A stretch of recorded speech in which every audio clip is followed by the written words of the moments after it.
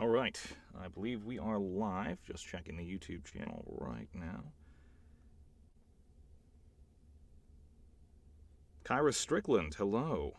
Ah, good. Looking good over there. Just going to give people just a minute, because I know the author is expected to join us. So, today we have the next cold read. I believe we're going to do probably 4 or 5 of these. And hello, Anna. Hello, Jesse. What's going on, second set or third? The second set. This is the second set for Behind Blue Eyes. So we will... Ooh, looks like the camera's having a little bit of a moment there. Yeah, so we're just getting ready to fire this up. Beautiful. You guys can all see and hear me, yeah?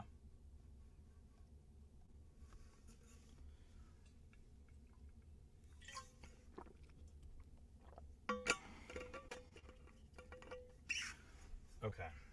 So, when last we concluded the stream, we were on chapter 4. So this should take us, I'm planning to go, you know, for at least a couple hours per usual. At least 2, possibly 3.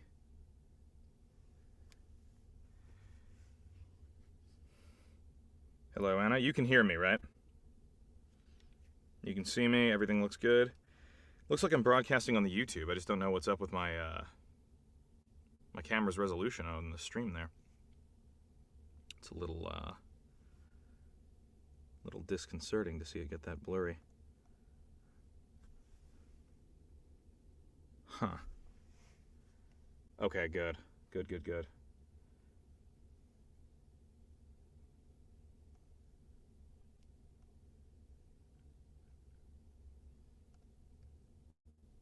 So weird. Alright, let me fix what's going on with that camera there. We might have to switch on all of the autofocus settings and the AI settings and all the other stuff. Let's do that.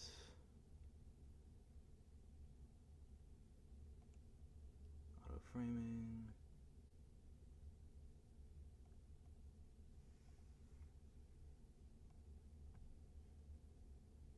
Exposure frame rate, okay. Let's refresh the YouTube page, make sure we're doing all right.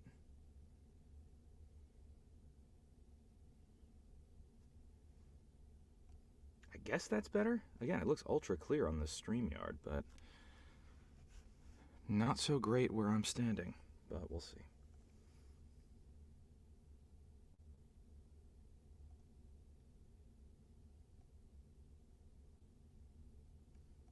See if we can turn up that sharpness a bit.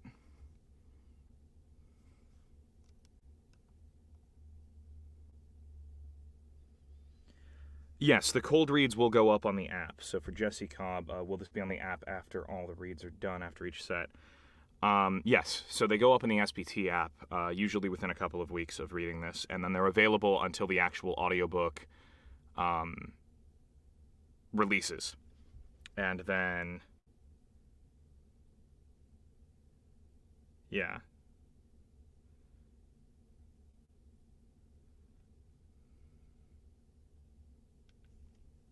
So I think that's as good as I'm going to get it, unfortunately, as far as the camera goes. So apologies for the slight blur. Or the...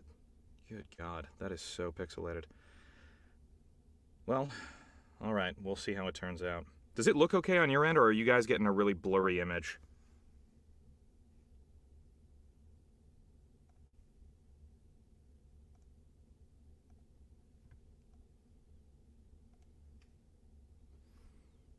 All right.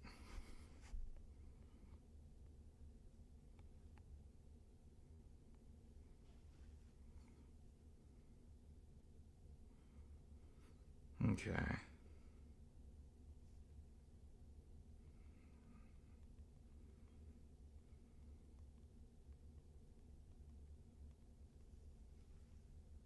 I'm good to go. Yeah, it does. I don't know what's up with that. It does look blurry like a 90s camera. And it looks great from where I'm broadcasting. I just don't know what's going on with the YouTube channel. But good. So we're good to go.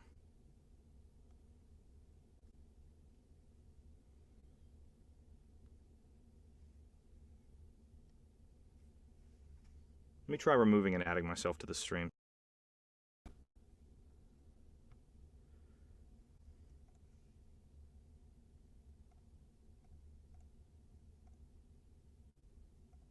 Okay, good. Full high def. That's what I want. Good. Speakers are good. Yeah, exactly, right? I don't have to hide anything on my face. Alright, well, I'm going to give it till 11. I was going to give it till 11:40 anyway and just talk to people until the rest of the viewers showed up, so that'll be good. But in the meantime, I got to figure out what's up with the YouTube. Okay, so here we go. That looks good. That sounds fine.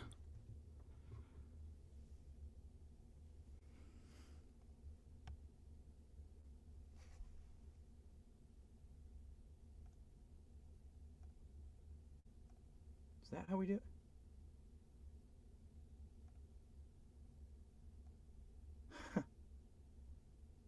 How weird.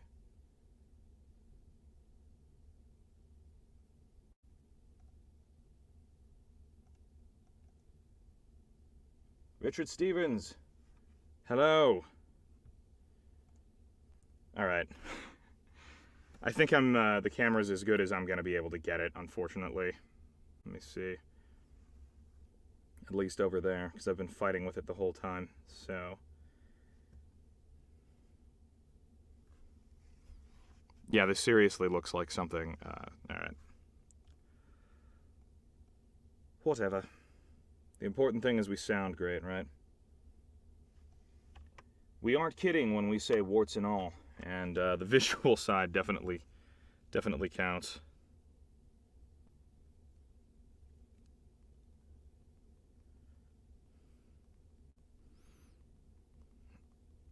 Okay. Off we go for chapter 4. I believe I have Zephaniel shows up in this chapter, so let's get his voice real quick. Zephaniel. Where are you, Zephaniel? Yes, well. Oh, good. Okay. Probably not going to be great. Okay, so there's Zero.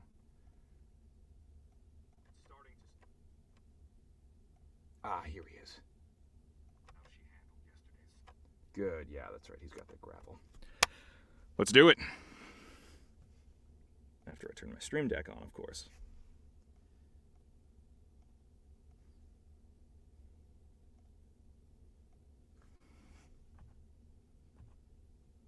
All systems appear functional, aside from whatever the hell's going on with the cam, but not a lot I can do about that. Let's see. Chapter 4. Archangel. It was a spacious office with large windows facing the Black Pyramid. However, it was impossible to say if it was sunny or cloudy outside, bright day or dusk, due to the windows' inky tinting. The dark furniture was expensive, and showed either a sense of style or a skilled interior designer. Behind the huge desk, Nephilim spotted a console that could project up to 6 holoscreens simultaneously.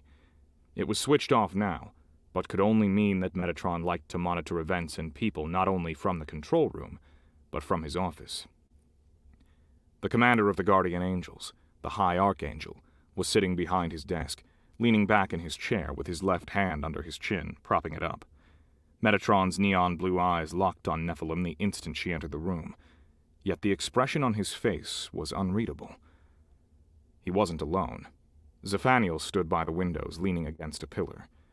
He was not just any Archangel, but he was known as Metatron's favorite for many years. He held the title of First Archangel. Zephaniel was his right hand, and second in command. Occasionally he monitored and commanded smaller missions for him in the control room, and had his own office right next to Metatron's. In the field, he was famous for being extremely cold-blooded and gruesome. "Nephilim," Metatron greeted her. Good. Come and take a seat. Let me get some more of that. Hi, Nephilim. I thought we all... Need to grab more of Metatron's voice. Let me do that again. From the south. God save us all. From the south. Alright, I'm afraid God's busy. good. Nephilim. Yeah, because we gotta lean on this a bit more.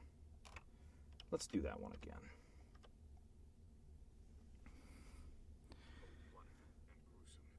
Nephilim, Metatron greeted her. Good. Come and take a seat. She did as asked, walked across the room, showing no emotion or insecurities, and sat down in the comfortable chair opposite of Metatron's desk. And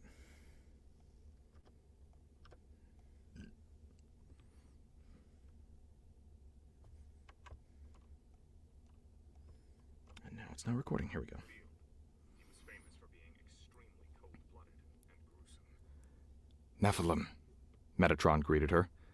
Good. Come and take a seat.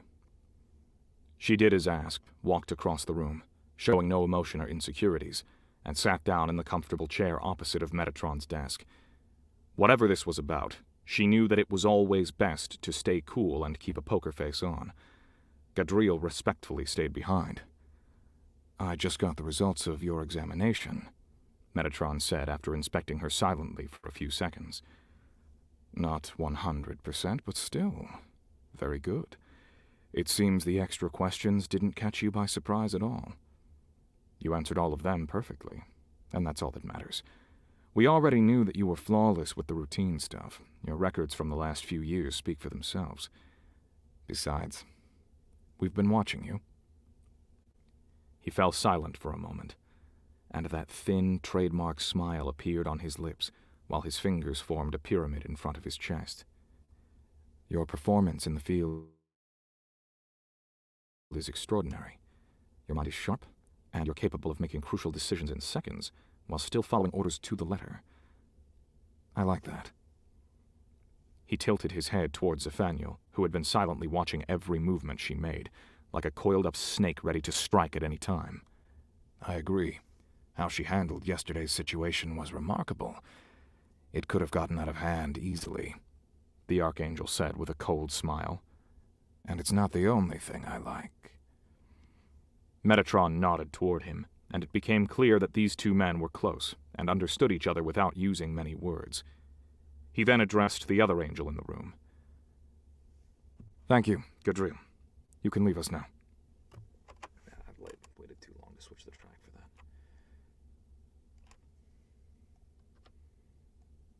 Thank you. He then addressed the other angel in the room. Thank you, Gadriel. You can leave us now. After she closed the door behind her, Metatron turned his attention back to Nephilim. Surely you know why I have summoned you, don't you, Nephilim? I believe so, she answered as neutral as possible. Somehow she had the impression that Metatron was playing a game that was highly amusing to him, and it was always better not to let your opponent see your cards when playing a game. It's not because you can rip someone's face off in the blink of an eye and make them swallow it. Although I have to admit that the idea is intriguing, he said, while his thin smile turned into a grin she had never seen on him before. It had a hint of sadism and genuine amusement. Maybe you could demonstrate that sometime. I ask you to choose a subject other than Gadriel, however. She might not be the smartest in the Corps, but we still have need of her, and I hate resources going to waste. I will remember that, Nephilim said humbly. She now knew that Metatron had meant it literally when he said he had been watching her. She couldn't help it, but it gave her the chills. Of course, every citizen of Olympias was accustomed to the fact that they could be monitored any time. This applied to the angels even more. Their brain implants were always connected to the grid. Everything they saw or heard was recorded in the implant itself, and directly sent to the servers located deep down in the lowest level of the HQ. That way, no data could ever get lost.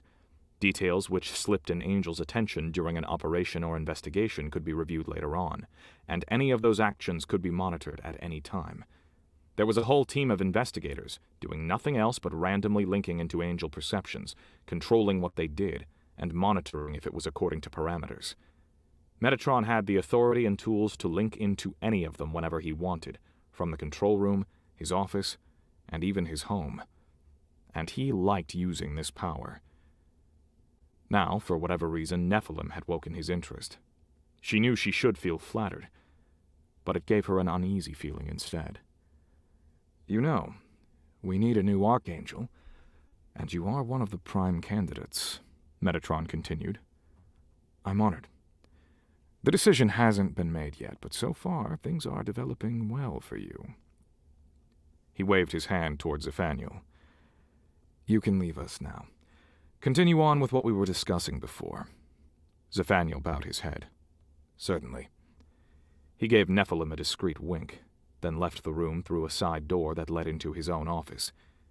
Once the Archangel was gone, Metatron kept silent for a moment, studying her with his cold eyes, his smooth, ageless face not revealing if he liked what he was seeing or not.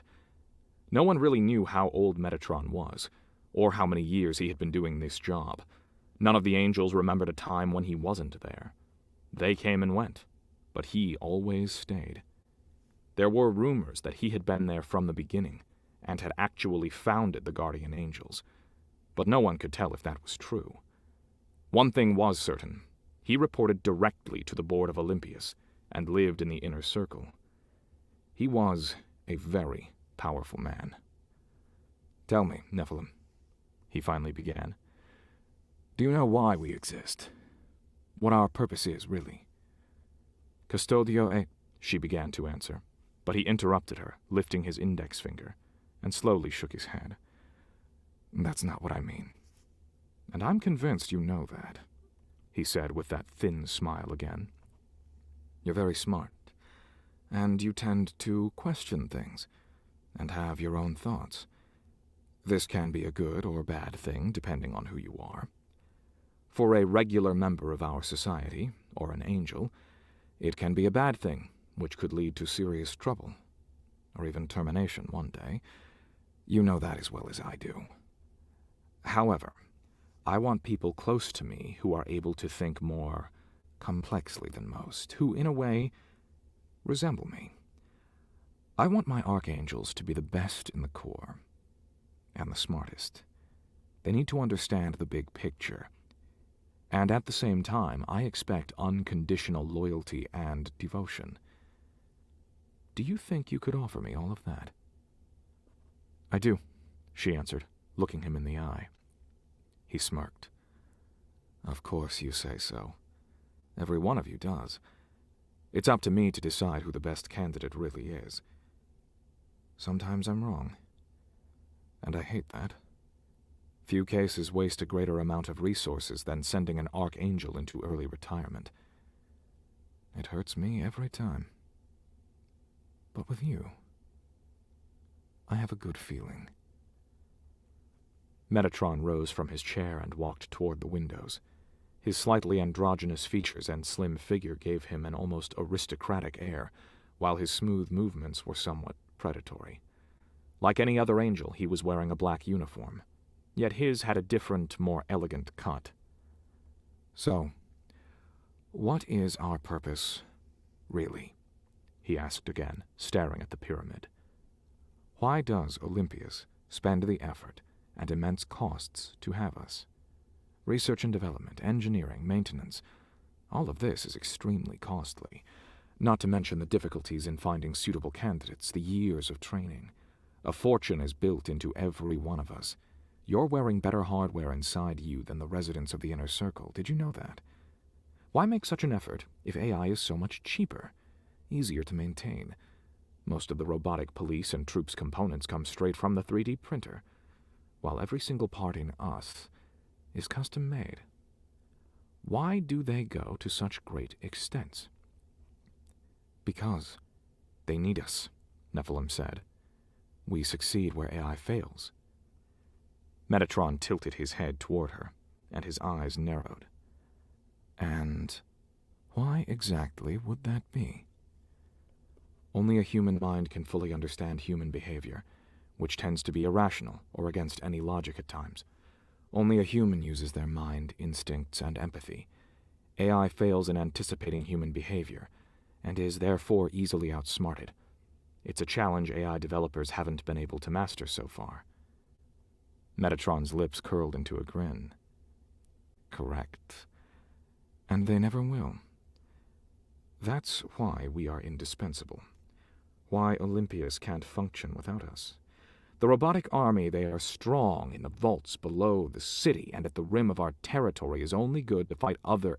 Wait, storing. Army they are storing. Correct.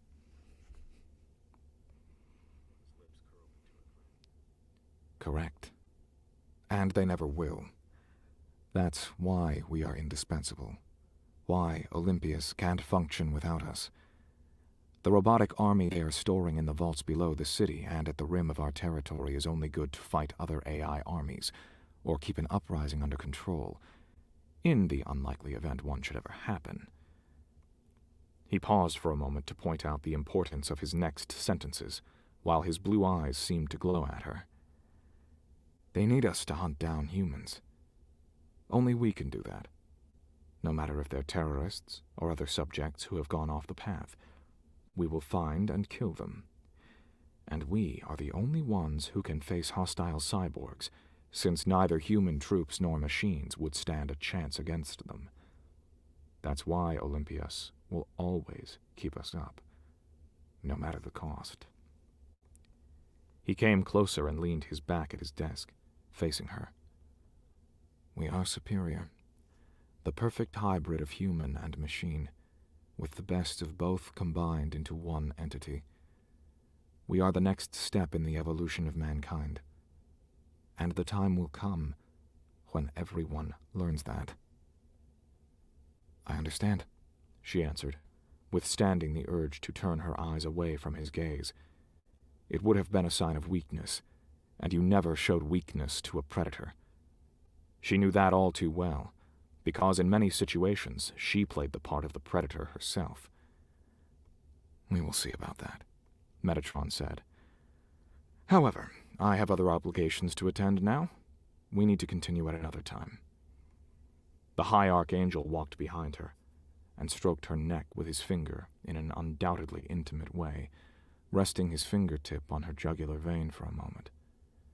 She didn't flinch, nor would he find her pulse had risen, which could indicate she was excited or intimidated in any way.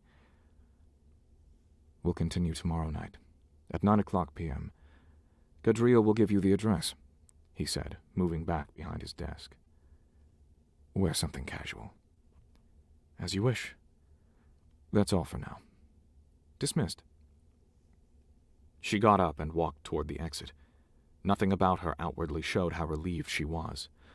Oh, Nephilim. One more thing, he said just as she reached the door. She turned back to him. Is this examination technician bothering you in any way? What was his name again?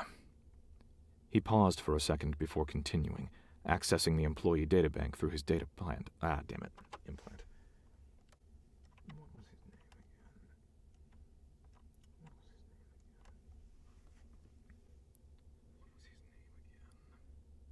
He paused for a second before continuing, accessing the employee databank through his implant. Finwick Connors. When I linked into your POV for the examination, I noticed his odd behavior toward you. I will have him removed, if you wish. Nephilim smiled. Thank you. I appreciate your concern, but it won't be necessary. He's just a little pathetic human who wishes to believe we play in the same league. If we start removing them for such trivialities, it would simply be an unnecessary waste of resources, wouldn't it? A cynical smile appeared on his face. It certainly would. I'll see you tomorrow. She left his office, and the examination was finally over. At least for now. Nephilim downed her whiskey and looked out into the night, sunken in thoughts. Her face was reflected in the glass of the window, and looked like a shadow floating in the darkness, though it never really got dark in Olympias. Myriads of lights shone in the skyscrapers around her, reflected by the endless surfaces of glass and chrome. Below, the multiple levels of streets and transportation lanes were flickering with lights and buzzing with life. And somewhere behind all of this, hidden in the night, were the mountains, Nephilim knew. Even her artificial superior eyes could not spot them now, but simply knowing that they were there gave her a feeling of security. And she couldn't say why. She was sitting in the velvet, having her third drink alone. Usually she liked coming here with Adriel, but not today. He was off to check out some new club, and she needed time for herself, to think and clear her mind. The bar was crowded at this time, and the buzz of voices combined with soft music somehow felt soothing. Actually, the place had been full, and the robo-hostess was sending people away, but Nephilim came in anyway. The barkeeper flinched and turned pale as if he saw a ghost when he noticed her arriving, then welcomed her with such exaggerated excitement that it was almost comical. The table at the window she and Adriel usually chose to sit at had been occupied, but the bartender shooed the patrons away and gave it to his most valued guest. Nephilim knew that Adriel would have loved such a show, but for her it was just a convenience she would acknowledge with a generous tip, even though she was quite certain that the barkeeper would consider it enough of a tip if she did not kill him on the spot. Sometimes being a walking horror had its advantages. She sighed inwardly. What a crazy day. First, there was the examination that came out of the blue, which she had fucked up infamously. Then this guy, whom she had classified as a total loser, had saved her ass, and she still couldn't figure out why he would do that. And not even 1 hour later, she had been in the position to return the favor, and she did so without even hesitating for a moment. Was she losing her mind? Lying to Metatron was more than playing with fire. After all, his question, if he should remove Fenwick, could have been a trap as well. It was very unlikely that he had noticed the manipulation, but not impossible. The best decision would have been to let him eliminate Fenwick. That way, any loose ends would have been tied up forever. However, her answer had obviously not only saved the technician's life, but also pleased Metatron, since she had chosen words from his own repertoire. He wouldn't waste resources for no reason. The strange little freak with the shaky hands and goggle eyes was safe. At least for now.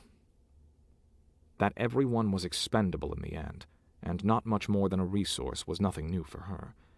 It was one of the core philosophies of Olympias, and Metatron lived it to the letter. What had been interesting to learn, however, was how he saw humans, and that he believed cyborgs were superior, a higher, evolved species. Of course, he was right in a way, for Nephilim and her kind were superior in almost everything. They were feared, hated, viewed with disgust, a necessary evil, abominations. Yet hadn't they been created to protect humans and the society they lived in? Nephilim wondered if the board knew what Metatron really thought about them and their kind. Would they consider him dangerous and remove him? It was probably the reason why he surrounded himself with archangels he could trust, who shared his beliefs and were unconditionally devoted to him. The question was, could Nephilim be one of them? It was a job almost everyone in the Corps wanted, because it offered a promotion, more C-coins, power, a better, more comfortable life. In truth, it was something very different, and Nephilim had learned that today. She had no idea if she could become one of them, if she wanted to, especially now since she was so confused and unfocused. She did not know if she could share his beliefs and show the devotion he wanted to see. But it wasn't the sexual parts she was concerned about. Everyone knew that he had sex with his archangels exclusively, and that his needs were rather special. Sex between the angels tended to be rough and even violent simply because it was their nature, and they could do things humans couldn't. Yet Metatron's likings were extreme, even in their terms. He was a sadistic control freak who satisfied his needs as he pleased, sometimes himself, sometimes by watching the archangels doing it to each other, if only half the story circulating could be believed to be true, When it came to gossip, angels were as human as they could be. However, it was said that in time, if they got the chance to reach a certain age, every one of them became that way. It was what a lifetime of causing pain and violence made one become. Metatron was, in a way, the prototype for all of them. Nephilim was not scared of that part of her potential new job. Sex was just sex. It meant nothing. Like everyone else in Olympias, she had had so much sex with so many different partners in her life that it bored her most of the time. It was part of human life, like eating or sleeping. What concerned her more was that she might not show the necessary devotion in other aspects. What if he noticed that she was saying what he expected her to say? He was as intelligent as he was dangerous and ruthless. She might deceive him once or twice, but in the long term, he made it clear what he would do if he happened to make a mistake and chose the wrong person to be an archangel. She could still see the smirk on his face and hear his smug tone. Sometimes I'm wrong, and I hate that. Few cases waste a greater amount of resources than sending an archangel into early retirement. It hurts me every time. But with you, I have a good feeling. It was as if someone presented her a poisoned dagger wrapped in silk. Nephilim had never heard a threat expressed more charmingly.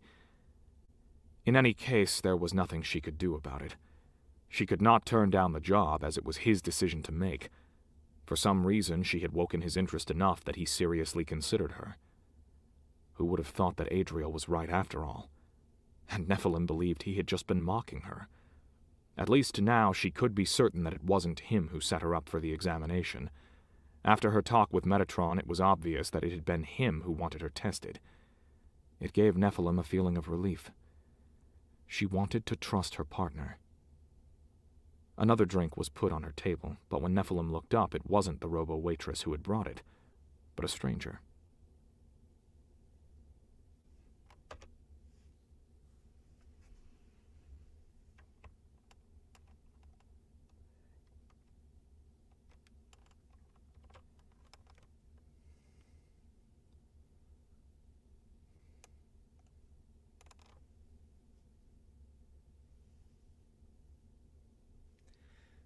Well, good, as long as the sound quality is killer. Hello, Facebook user. Good to see you here. Yes, perhaps it was fate that brought you here. Hopefully you shall enjoy your time with us today. We just got into it, so you're right on time.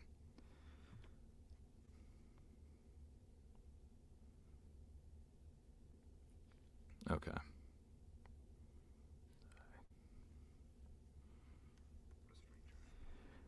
Hi, he said. May I sit? He did not wait for an answer, but took a seat opposite of her instead. Nephilim was so taken by surprise by his brazenness that she wasn't sure how to react for a moment. She felt irritated. All she wanted was to relax and think in peace. The stranger was a young man in his early 20s, with hair that was dyed purple and slicked back, with matching eyebrows. He was wearing amber-colored contact lenses and black liner around his eyes. An expensive-looking implant stuck out of his left temple. Everything about him was outright screaming that he was extremely cocksure of himself. After a brief inspection, Nephilim decided to wait and see what this clown had to say before she sent him to hell.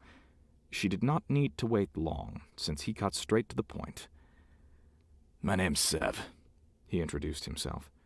Nephilim took a sip of her drink, leaned back, and said nothing. So, listen. I've seen you here before. You came here with that tall, white-haired guy.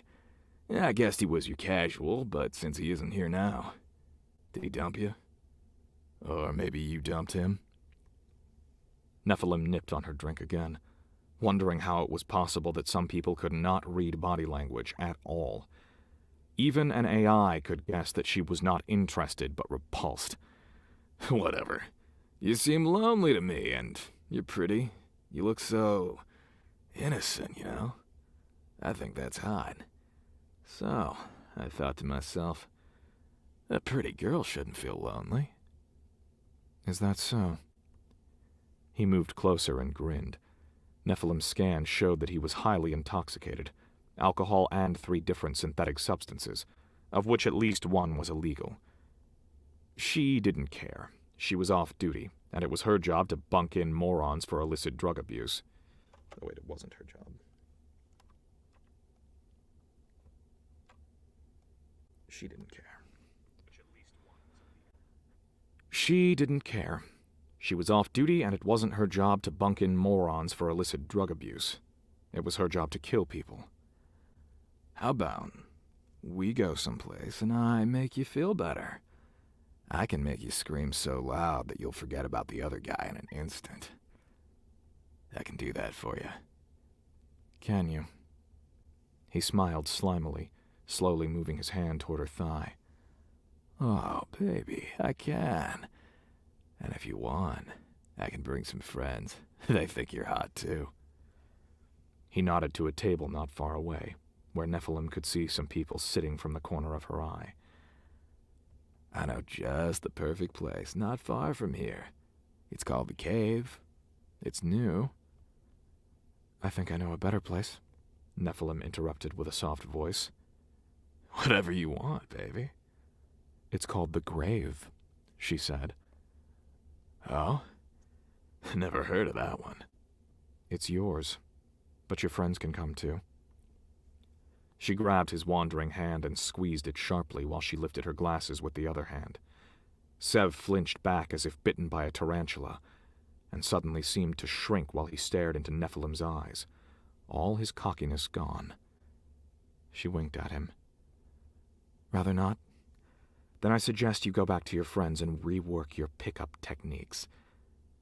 They're almost as pathetic as you are. She let go of his hand, leaving clearly visible bruises where she had grabbed him. He ran off toward his friends, as if all 7 hells were after him. Nephilim put her glasses back on and rolled her eyes. What an unbelievable idiot. Maybe Metatron was right about humans after all. She finished her drink and got up. It was time to go home. She had enough for one day.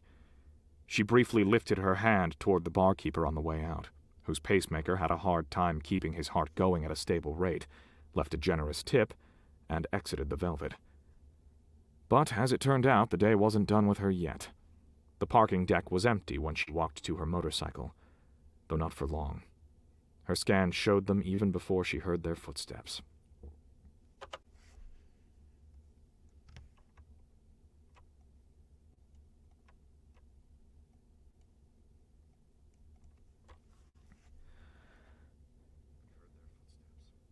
It was almost impossible to sneak up on a cyborg, and these guys did a terrible job of it. She almost had reached her machine before she turned around to face them. It was Sev who had followed her, and he had brought his 5 friends. They all seemed to be not much older than 20, were drunk, high, and felt invincible. Seriously?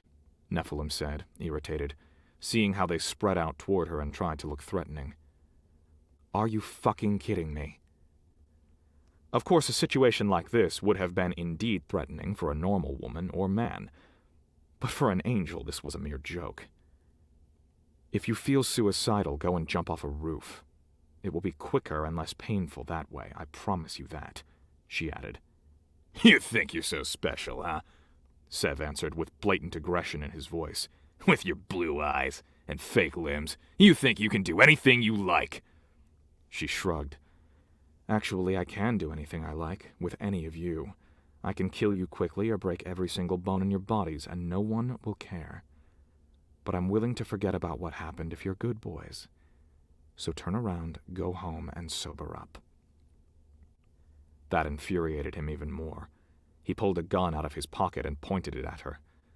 2 of his friends followed his example. The other 3 produced telescopic batons and a knife. Nephilim sighed inwardly. These punks either had an unconscious death wish or had sent their brains into a frenzy with all the unauthorized drugs. However, possession of firearms was highly illegal in Olympias, and she had to inform the AI police about this incident anyway. No matter how hard the penalty, there was always and would be a persistent black market for guns, and wannabe gangsters like these who were willing to purchase and use them. Ha! Sev laughed. You didn't expect that, huh? Now don't move, or we riddle your sweet face with bullets. They say your heads are your weak points. It's where you can be killed like anyone else. Your head and your pussy are still human. We're gonna check out if that's true. We fuck you first, then splatter your brains all over the place. He laughed even more, obviously greatly pleased with himself. The others joined him while moving closer. I'm shaking in my boots now, Nephilim said. This is your last chance. Drop your weapons and I'll spare you. Maybe. She wasn't really sure yet. This guy annoyed her a lot. The others, however, just seemed to be stupid, drugged-up kids. But why was she even thinking about this? Usually, she would just have killed them all without giving it even a second thought. She had every right to do so. Metatron was right. Humans were scum. So what was there to even consider? She could draw her guns, which were hidden under her black leather jacket, and shoot all of them in the head quicker than any of them would even pull the trigger. End of story. Then she could go home and call it a day. No! Sev yelled. You drop yours, bitch! You're outnumbered 6-1. What are you gonna do? Kill you all for a start? She said while her brain did the math. Sev opened his mouth for some more vulgarities, but never got the chance. Like an attacking snake, Nephilim rushed forward. With inhuman speed, she grabbed the guy closest to her on the left, who was holding a gun. His arm shattered at the elbow and shoulder, making a horrible sound as she yanked and crushed it at the same time, simultaneously slamming her foot against his shin, which almost split in half due to the immense impact. The youth only had time to let out a brief shriek before his eyes rolled back and he passed out. Nephilim already had moved on to the one standing next to him. It all happened so incredibly fast in human terms that the guy barely had the chance to lift the telescopic baton he was holding. Nephilim grabbed his hand and rammed his own rod against his chin, smashing it into red pulp and bone fragments. And then the narrator's body made a gross noise and fucked the take-up. God damn it.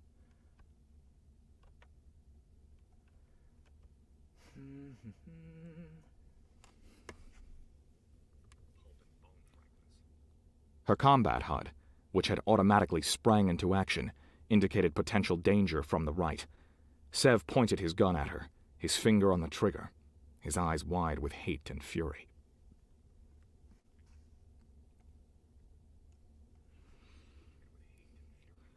Nephilim reached out and pulled another attacker, armed with baton and knife, toward her with a sharp yank.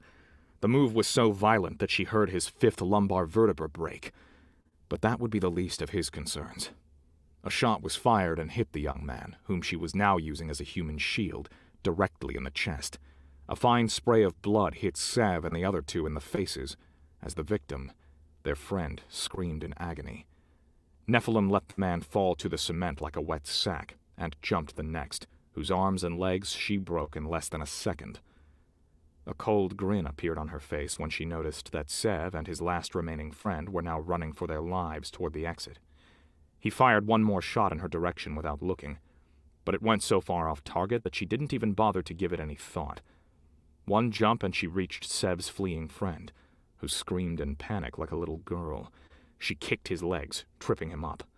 Once on the pavement, she stomped on his back and made sure he wouldn't get up again. Then she caught up with Sev, who had almost made it to the exit. She grabbed the hand holding the gun and squeezed it so hard that his bones broke, and he had to let go of it with a scream, while she simultaneously swirled him around toward her, almost like a dancer. "Hi there, Sev," she said, putting her hand on his neck, clutching it until the point that she could...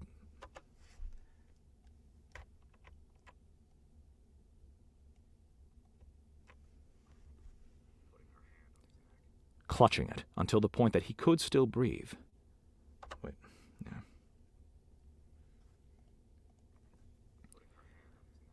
Clutching it until the point that he could still breathe, but barely. You know, it would take me 0.2% of my muscular capacity to crush your trachea and watch you suffocate. Or... She moved her other hand toward his face and slowly produced the blade out of her wrist. His eyes widened so much that they almost appeared to fall out of their sockets as he watched the razor-sharp titanium blade coming closer. I could pick out your eyes, open your skull, and check if there's a brain inside. Because I'm not sure that you have one. He tried to say something, but all that came out was a helpless rattle. Nephilim smelled urine and knew that he had pissed himself. But you know what? I'll let you live, and learn the lesson to never bother a woman again in all your life. Because death is by far not the worst that can happen to you, and blue eyes see everything. However, AI police are inbound. You and your friends will get at least 20, maybe 25 years of forced labor for possession of firearms, illegal substances, and, not to forget, attack on a public servant of Olympias. After that, hopefully you'll learn how to properly walk up to a lady. If you're ever able to walk upright again. Saying this, she moved her blade down his legs and cut through his calf muscles down to his Achilles. He tried to scream or simply gasp for air, but couldn't due to her firm grasp on his neck, so he simply turned white as a sheet and passed out.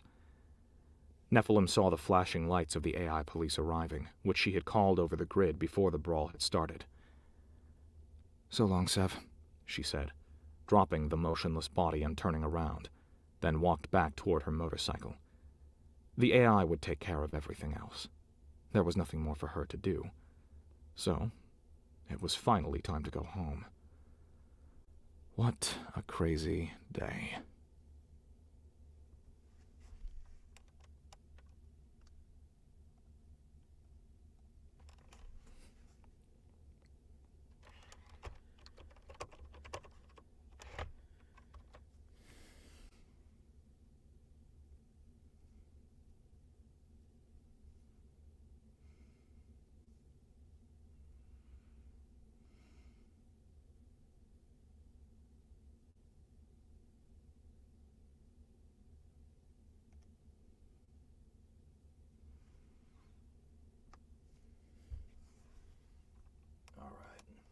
We doing?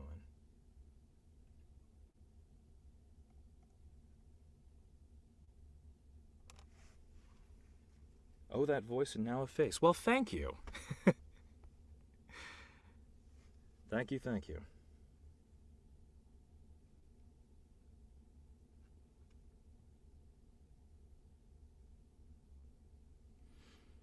Alrighty, let's see. How are we doing? Oh, wow, almost an hour already. Damn.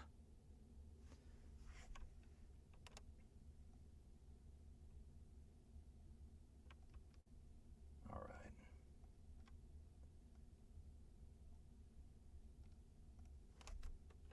Start chapter 5. We get some water and then we'll get going.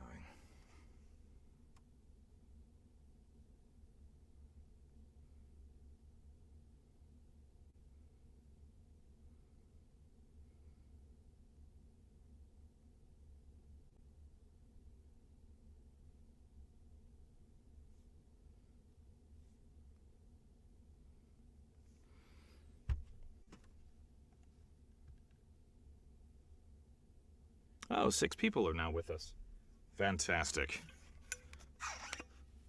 Glad to see you. Wow, that AI auto-framing, man. That's so creepy. What is up with the frame rate on the YouTube stream, though? My God. That is whacked how, like, low res that is.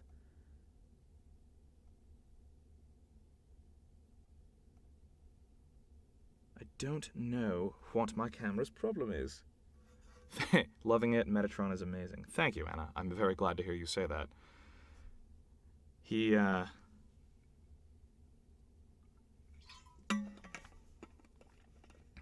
everything on the StreamYard looks great, but for whatever reason, my camera just doesn't want to cooperate with the YouTube channel. That's alright. It'll be like you're watching me through a low-res security camera.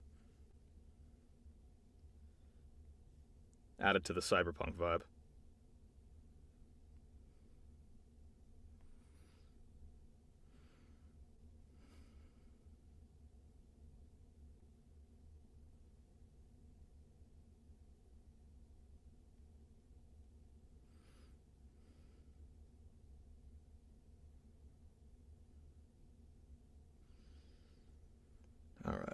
just about ready to get started. I just have to let the...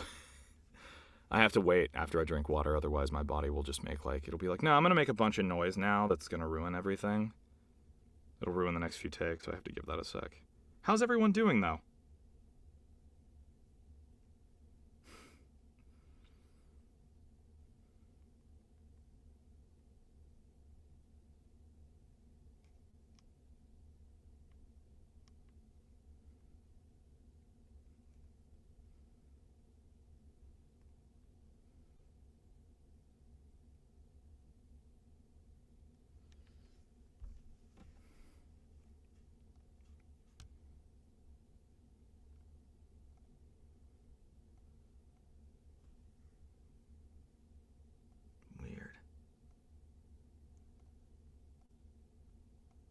Alright. Cool.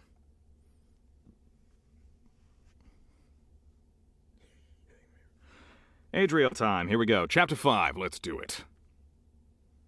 Chapter 5. Hunters. You're shitting me, right? Adriel laughed out loud.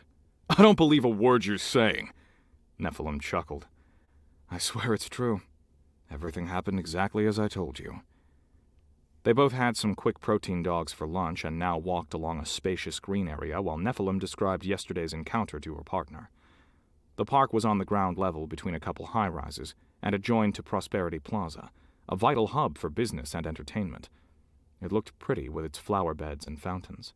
Some art installations were displayed at its center. The pieces had been chosen in a competition among art students from the most renowned art schools of Olympias. The theme had been the perfect life. There was even a fake waterfall, dropping down from the cyclist transportation level directly over the park. Above that soared the other 3 levels, for public transport, cabs and private vehicles, and finally the Deathway. A slight buzz could be heard from there, and looking up from the ground, they almost appeared like overlapping veins connecting different parts of a gigantic organism. The waterfall was illuminated with indigo and emerald-colored beams. It was a bright, sunny day, yet sunlight rarely made it down to the lowest level through the maze of skyscrapers and multiple layers of transportation. So the urban planners had come up with other ideas to brighten up the otherwise dull street canyons. Adriel shook his head. Unfucking believable. And I thought everyone had learned by now that messing with us is never a good idea. These guys must have been dumb as bread. Dumber, if you ask me. So why didn't you just kill them? An excellent question. One Nephilim had been asking herself for many hours last night. She shrugged. I wanted to teach them a lesson. Besides, I was in a playful mood. That was what she had been telling herself. But was it really true? I'm sorry I wasn't there to protect you from those savages, Adriel said with fake remorse. It made Nephilim laugh. Perhaps it's you who needs a lesson? I would love that. I bet you would. Even though they were dressed up in plain clothes, they weren't here for leisure, but on duty. If there wasn't anything big going on, the angels were usually dispatched throughout the city, watching, observing, profiling, all while pretending to be normal citizens. While Nephilim and Adriel discussed their latest adventures, mocking each other and having fun, all their sensors were continuously on the lookout for unusual incidents or behavior. They scanned facial features of passerby, who otherwise went unnoticed by regular surveillance, the integrated software giving them the ability to read from lips, even when the target was at quite a distance, and probably felt safe. Their enhanced ears, making it possible to eavesdrop on conversations being whispered up to 300 feet away. All this had proven extremely effective. Insubordination and doubts in the system. These often began in typical daily life situations, in public places where people felt safe in the crowds, where it was easier to share thoughts that were usually well hidden. But this wasn't all. Sometimes the angels helped to prevent crime or catch criminals who otherwise slipped through the grid and moved in the shadows. If necessary, they could step into action any time in ways beyond what was possible for regular law enforcement. However, the main focus for the angels was, of course, the detection of hostile cyborg activity. The enemy, too, liked to blend in. 90% of the security and police work was done by AI police. It was the cheapest and most efficient way to provide safety and security for Olympias and its citizens. The AI police managed almost everything from traffic control to arrests, Countless numbers patrolled the streets of Olympias to give the people a sense of security. It was one of the reasons why the crime rates were low for a metropolis of this size. Besides the artificial officers, there were still some human police, but it was a relatively small force. They were mostly detectives who worked in homicide, narcotics, forensics, or detention of firearms. A well-staffed department was assigned to CCTV and prevention of unruly activities. Although the majority of citizens were convinced that Olympias provided the best living conditions in human history and believed themselves lucky to be part of it, there always remained a minority of subjects who were dedicated to the destruction of it.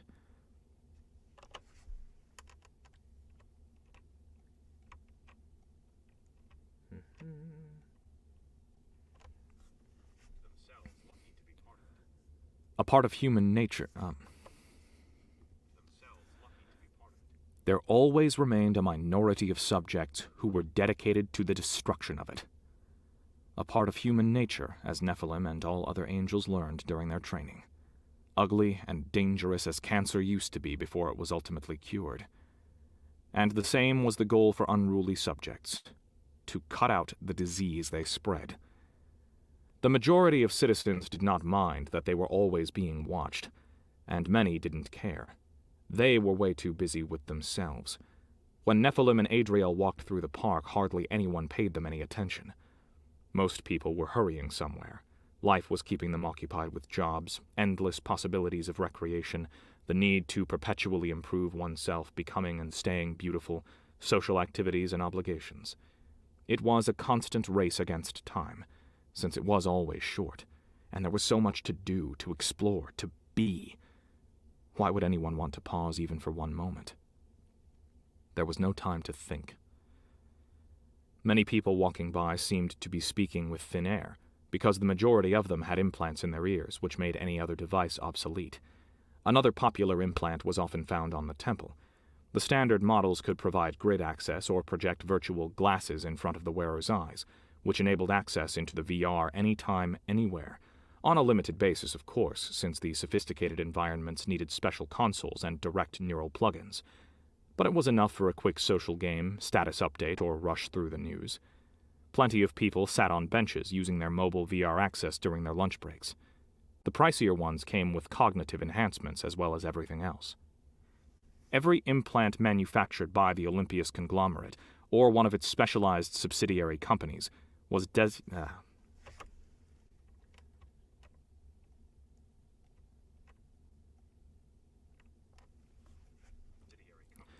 designed to also function as a tracking device.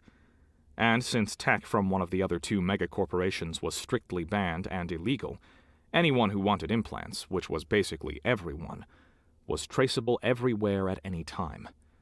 Most people didn't know about this fact, however. And if they did, it didn't bother them. After all, there was nothing to worry about, as long as one was a law-abiding citizen. An AI police patrol passed by Nephilim and Adriel as they were about to leave the park and head toward Prosperity Plaza. Naturally, the robots could scan what they were and detect that they were armed, but they were programmed not to interfere with angels, ever. There were various AI police models for different jobs. Some were bipedal, while others had 4 legs and were reminiscent of centaurs. The ones used in traffic control mostly had wheels instead of legs. There were also artificial canine units. A large number of AI stayed invisible to most people. The drones. Thousands of them patrolled over Olympias in various shapes and sizes, and for all different purposes. The smallest was sparrow-sized, and had been built to infiltrate and monitor. Almost noiseless, they could come very close to their target without being noticed. The most common ones were the size of a small eagle, and circled at great heights, higher than the tallest buildings in Olympias. Yet their integrated cameras were so precise that they could take a picture of the fingernails of someone on the ground, down to the color of the nail polish they wore, as clear as if they were right next to the person. The biggest drones were almost like smaller unmanned jets, fast and agile, and armed to the teeth.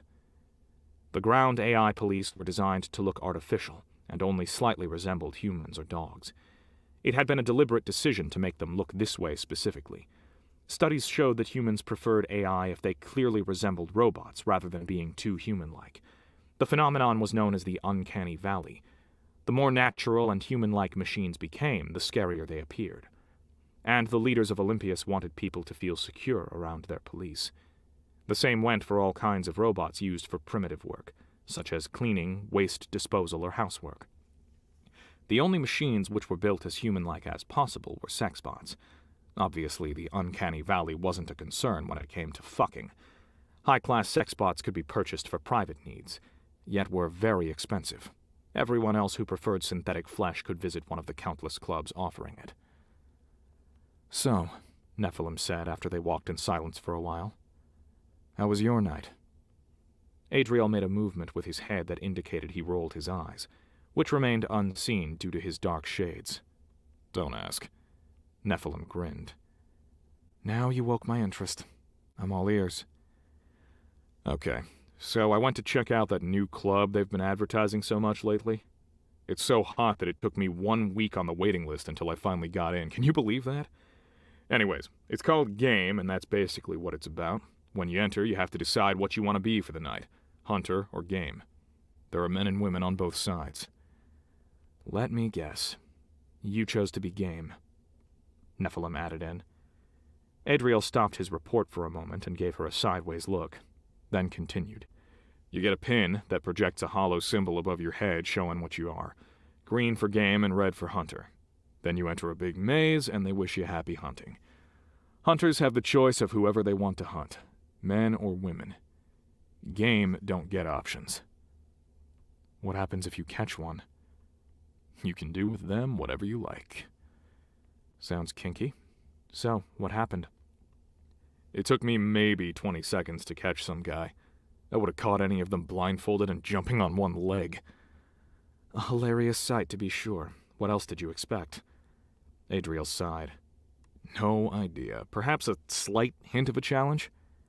"Did you show them who you are?" He laughed. "Hell no. I didn't want them to run screaming in panic. But maybe I should have." "What happened next?" "I see. I won't get away without details. The guy looked at me with big eyes, and he said," he mimicked a high-pitched voice, "Oh no, you caught me. Please don't hurt me. I'll do whatever you want." Nephilim chuckled while Adriel continued. "And 1 minute later, he was all, 'Oh yes, yes, take me. Have your way with me.'" Nephilim chuckled more. "It was embarrassing," Adriel said. "At least I know I'm not into role-playing games."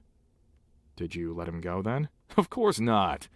He was kinda hot, and the entrance fee cost me a shitload of money. You can fuck your game right on the spot in the maze if you like, or take them to one of the side rooms and chambers, which are equipped with all kinds of fancy torture stuff. So I dragged him off to one of these rooms and had my way with him there. Wasn't that bad after all." "But you won't go there again?" He slowly shook his head. "That sort of place is not for us, Neff. It's for spoiled kids seeking excitement. We're real hunters." "That's true. We don't rape people, though." It was one of the core rules the Angels had. No matter how bloody their business got, rape was and had always been out of the question. Metatron showed zero tolerance for anyone who broke that rule, and punishment was severe. The reason for his severity was simple. They were the guardian angels of Olympias, not some barbarians. What they did was just and right always. Adriel laughed. "If that was rape, then I'm a virgin. This little deviant had the time of his life. You should have seen his face." Nephilim grinned. "Humans always wonder how much stamina we have." They had reached Prosperity Plaza. Right at its corner, flanking the park, was a massive recreational substances store, or RSS. It was one of the 2 Olympias-authorized chains for the manufacturing and distribution of recreational narcotics, natural-grown, as well as a variety of synthetic ones. RSS's latest product was advertised and displayed everywhere. It was called Heaven, and it promised to offer you exactly what the name meant, to send you straight to heaven. Only for 6 hours, however. After that, the effect would fade away, and you would be ready to go back to work. Nephilim inspected the ad with curiosity. Maybe she should try the product sometime. After all, wasn't heaven the place angels belonged? Directly next to the RSS, an enormous moving holograph advertised what was in the huge building next door to it. Olympias's best rehab clinic, specializing in detoxification of synthetic substances. We bring you back to your feet and to 100% effection...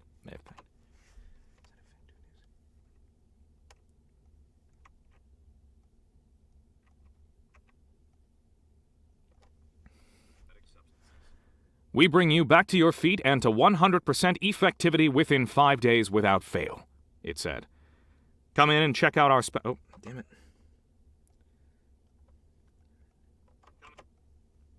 5 days without fail. Oh. Damn you. 5 days without fail. It said. Come in and check out our special seasonal offers now. Just because the use of a variety of drugs was legal in Olympias didn't mean one couldn't get addicted to them. Everyone was self-responsible.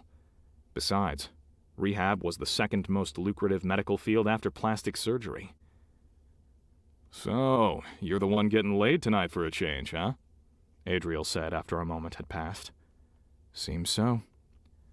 Her examination and visit to Metatron's office were the first things she told Adriel about this morning. She had only briefly described what she and Metatron had talked about, that he was considering her to become his new archangel. She was convinced that she wasn't supposed to reveal any details, although the High Archangel never mentioned that anything he said was confidential. He made it clear that he wanted people he could trust, and if she told details to her partner, she would clearly prove that she was anything but trustworthy. She also didn't tell Adriel any details about the examination, about the questions that had been asked, and that she had fucked up, and was only alive thanks to a guy she hardly knew. One of the reasons she had failed the test was that she wasn't willing to kill Adriel, no matter who gave her the command and why. It only could mean that she was much more emotionally attached to him than she had been aware of. She didn't just enjoy spending time with him and trust him to have her back in battle. He was her friend, the only one she ever had.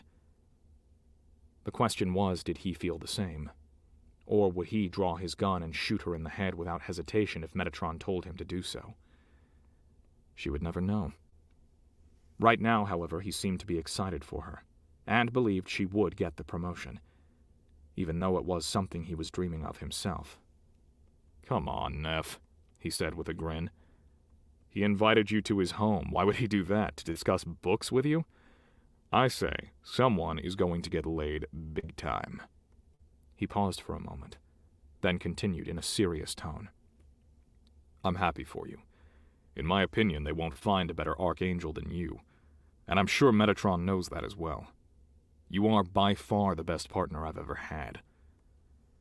Nephilim turned her head to face him. She saw honest cordiality in his face. Admiration, even. Adriel seemed to mean what he said, and it touched her.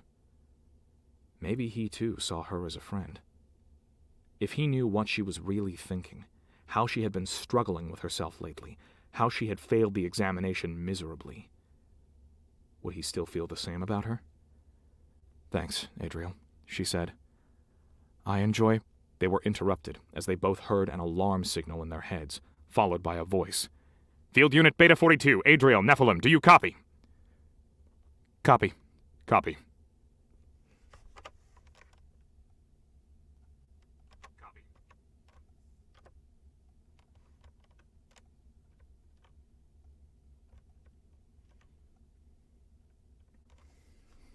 Copy.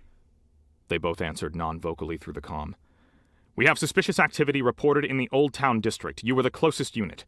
Sending you the coordinates now. Investigate at once. Copy that, Adriel said. We're on our way. Then he turned to Nephilim. Sounds like fun. Let's go. Less than 15 minutes later, they left the Deathway and rode down to the ground level of the Old Town District on their motorcycles. The region was nothing else but the former downtown area of Atlanta, which had become part of the Olympias City 1 megapolis after the beginning of the new era. Most of the city, and any others since Olympias 1 spread over many former metropolitan areas, had been leveled and rebuilt over the years to suit the changing needs of modern society. The transportation and road network had been completely redesigned, and new architecture was not only much taller than the high-rises of the old days to house a more substantial amount of people and businesses. They were also much more sophisticated in style, and produced their own energy, for every glass surface doubled as a solar panel. Downtown Atlanta, however, had been considered sufficient back in the day, and was left standing. Entering the district always felt like traveling back in time to a bygone era. Bygone.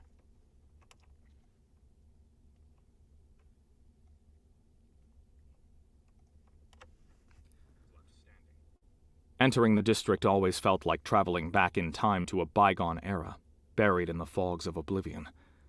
The high-rises here appeared small compared to the rest of the city. Brittle, even.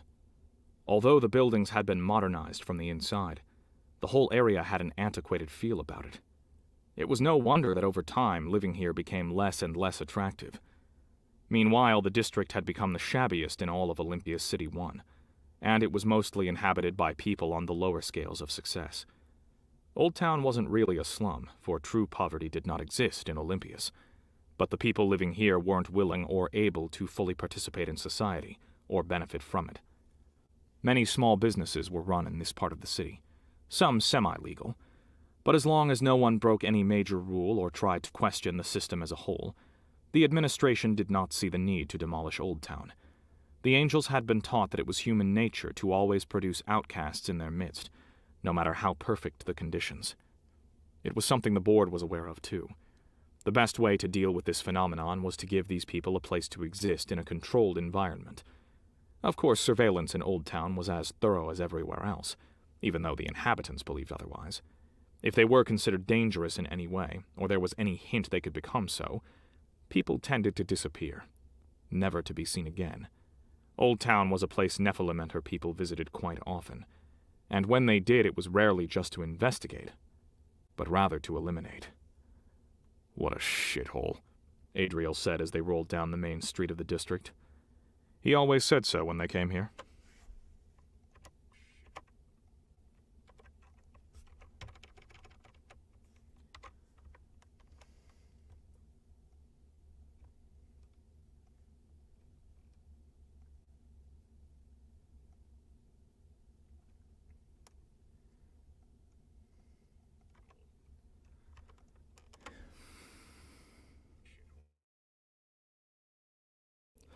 Adriel said as they rolled down the main street of the district. He always said so when they came here.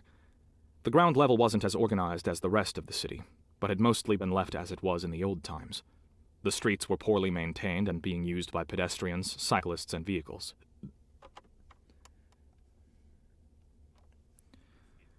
The latter, of course, a rare sight. Public transportation rushed by, high above the ground, with only a few stops in the district. They reached the coordinates they had been given and stopped. "I will never understand why people choose to live here," Adriel continued, looking around as they descended. They could leave their motorcycles behind without worrying. The machines were coded to their DNA and could not be operated by anyone else. If someone tried to mess with them, they would become acquainted with a shock of high voltage. "Don't they have any motivation in life? Any pride?" Nephilim shrugged. "It definitely would not be for me." They took off their glasses and slowly walked toward their destination. It wasn't necessary to blend in here. They came to investigate, and therefore could openly show who they were.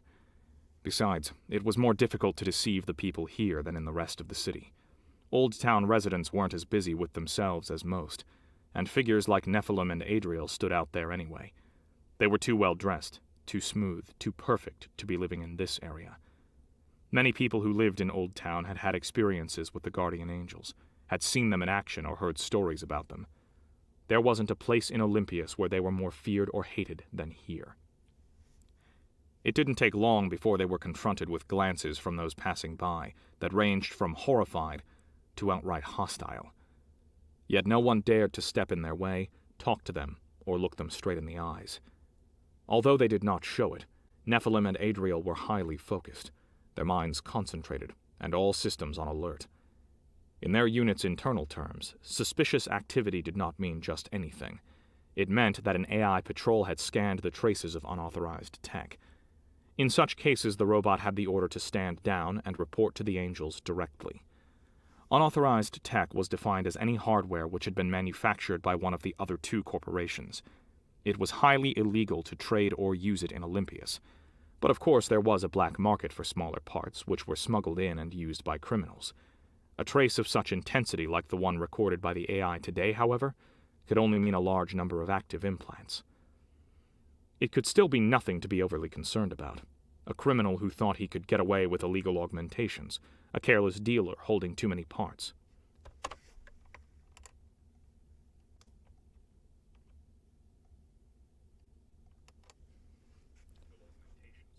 A careless dealer hoarding too many parts, or even an incorrect reading by the AI police. But if not, there was only one other explanation. A hostile cyborg. The precise position of the coordinates was inside an underground facility. The AI had patrolled up and down the street and caught the trace from deep below. Nephilim and Adriel entered the compound down the stairs, which led into a large underground tube. The structure used to be a shopping center in the pre-corporation era, and had an unbelievably antiquated ambience, since it had not changed much ever since. Walking down here almost felt like time traveling a century and a half into the past. The dark red brick walls and brass pillars gave the place a gloomy, mysterious atmosphere, which was only disturbed by numerous neon signs and 3D posters advertising the businesses occupying the former clothing and souvenir stores. The underground, which the slowly rotting place was still called, was Old Town's tech hub. Countless dealers for used or flawed augmentations and spare parts had opened their businesses here. There were shops that specialized in repairing synthetic limbs, shops with augmentation software upgrades, while also offering neural port implantation and maintenance, VR consoles, and software vendors, and a brothel with outdated sex bots. Besides the huge main tunnel, the facility had a wing on either side, 2 lower levels, and a food court in its center, which served rather low-quality protein dishes and cheap booze. The place was crawling with people. Everyone who could not afford the regular or high-quality stuff came here. A lot of the vendors were semi-legal or sold products of abysmal quality, yet Olympias let it flow. As long as the goings-on only hurt the people that chose to participate, and were no threat otherwise, authorities turned a blind eye. People respectfully made room in the crowd when they saw the neon blue eyes approaching in the subdued light of the tube. Some vendors gave horrified looks and sighed in relief when 2 cyborgs passed by, ignoring them. Nephilim and Adriel aimed straight toward a small store in the rear half of the tube. It was where the coordinates led them.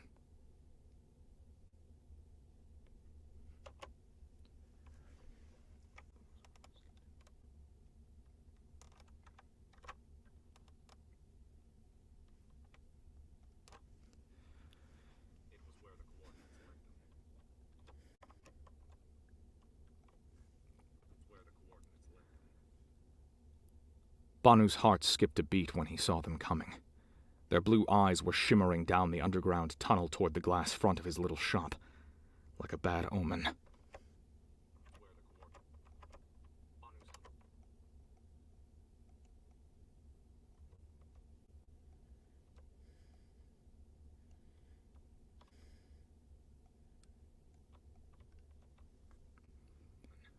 Somehow he had known this would happen. When he woke up that morning, there had been this itching in the back of his head, an indescribable fear, a premonition this was the last sunrise he would ever see. Of course, he had pushed this feeling aside. Stupid superstition. Why would he believe in such things? But now he felt he should have listened to his intuition. Why in heaven's name did he take the job? He knew why. A lot of money. More money than he would make in a year. Of course he had known it was wrong, illegal, dangerous. But he never thought they would catch him. After all, he was the best. Karma. It had to be. Fucking karma always got you. You could never hide from it. Karma was a bitch. His grandmother always said so. Well, not in those words, of course. Why so quickly? Couldn't karma at least give him a bit of time to actually spend the money he had earned? Instead, it hit him less than 30 minutes later. It wasn't fair. His heart pounded like crazy as he watched them approach. A man and a woman. With their horrifying eyes, black clothes, and dull faces.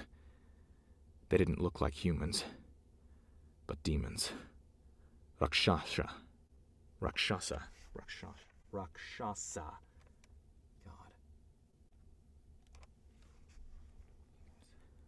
Rakshasa, from the depths of hell, coming for him. For a moment, he almost thought they would pass him. Maybe they weren't there for him after all. Maybe it was just a coincidence. It seemed to him as if everything moved in...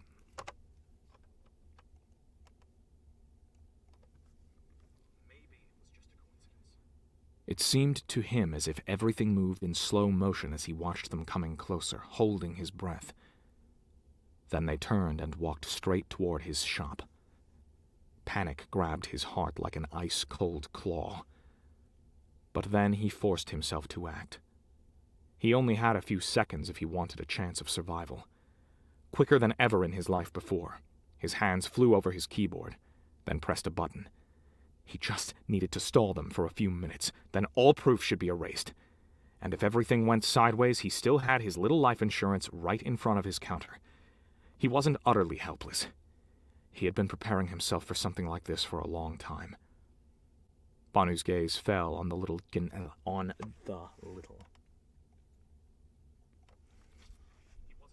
helpless. He had been preparing himself for something like this for a long time. Banu's gaze fell on the little Ganesh statuette standing next to his computer. It had been his grandmother's, his lucky charm since childhood, and, like any religious symbol, illegal to own in Olympias. It stood in a position where his customers could not spot it. But these weren't ordinary customers. He quickly grabbed it and hid it in his pocket right before the two angels of death entered his business.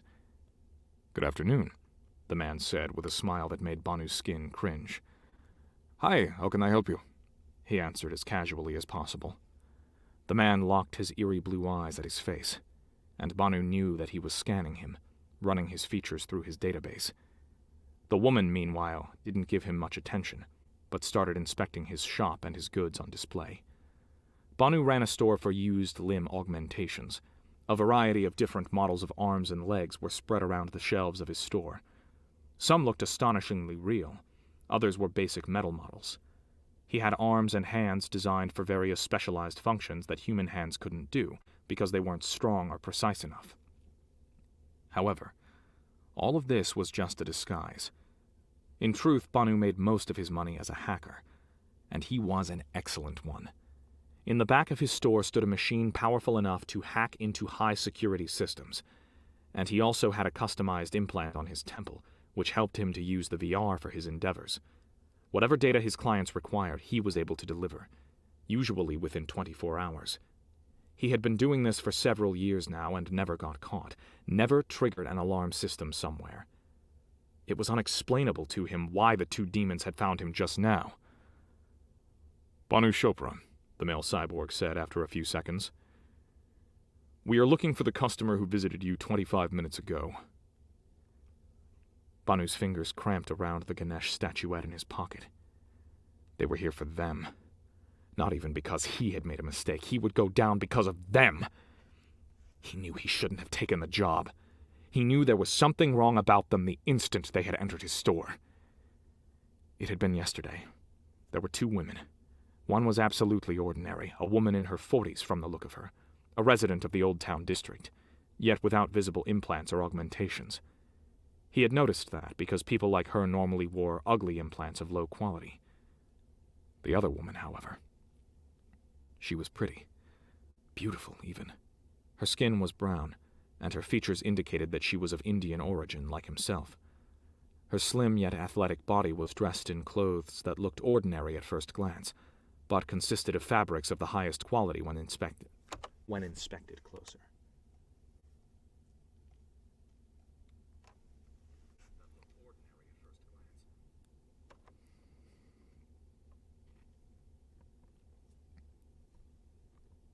What's going on?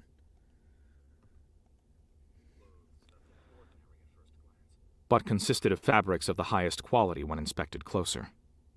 She moved with an elegance and agility Banu only had seen on gymnasts or acrobats before.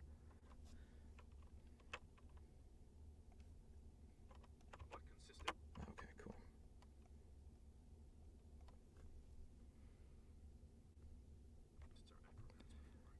She smiled, but her face remained strangely cold, her eyes hidden behind dark sunglasses.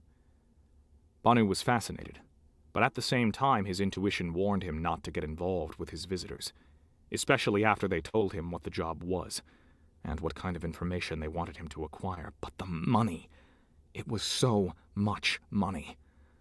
Banu had a daughter he had to provide for. She was a natural child, not engineered or enhanced like almost all other children nowadays. Back then, he had been foolish enough not to want the perfect child, but just her. Now her life was so much harder and more difficult than everyone else's. He needed the money to grant her a good future. So he had taken the job. Today, just 25 minutes ago, they had come back.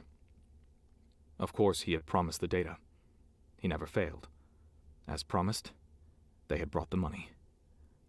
25 minutes ago? He asked, scratching his head. Phew, I'm not sure I can remember. Today has been a busy day. I had many customers coming and going. Perhaps you can specify? You're lying, the woman said, turning toward him, her artificial eyes piercing him. Your voice pitch is unnatural, your heart rate has risen, pupils are widened, your palms are sweating. What are you holding in your pocket? Nothing, he stammered. Just a piece of carved wood. Carved wood, the man said with a grin. Of course. I ask you again, who was here 25 minutes ago? What did that person want from you? Banu felt panic overwhelming him. They would probably kill him if he didn't tell them. But they would for sure kill him if he told them. He only had one chance. My scan shows huge amount... My scan shows...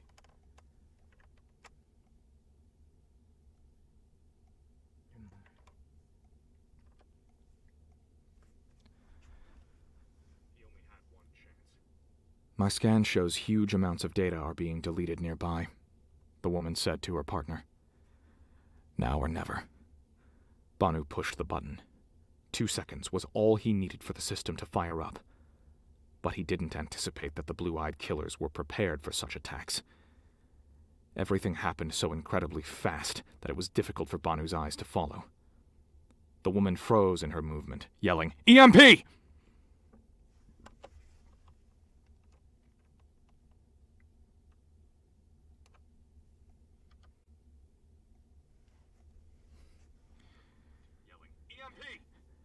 Then both cyborgs threw themselves to the floor, projecting an energy barrier around them that Banu had never seen before, and thought technically impossible until now.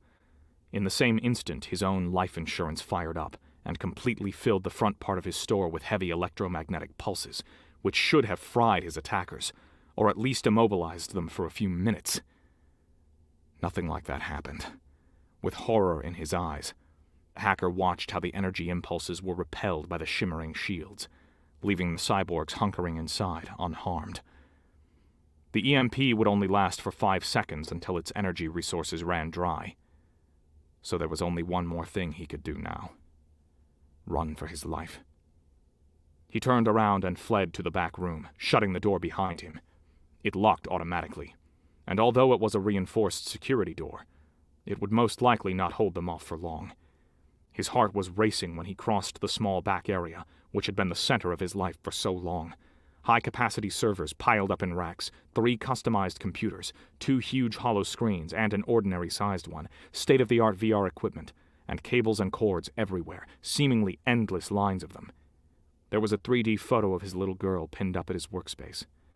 For a second he considered stopping to grab it, but kept running instead. Banu stumbled, and almost fell into his own rat's nest. Then he was at the back door. He closed it after him. This door was made of reinforced steel, but he feared it would only slow them down for seconds, if at all. By now, the EMP probably had subsided, and they were after him.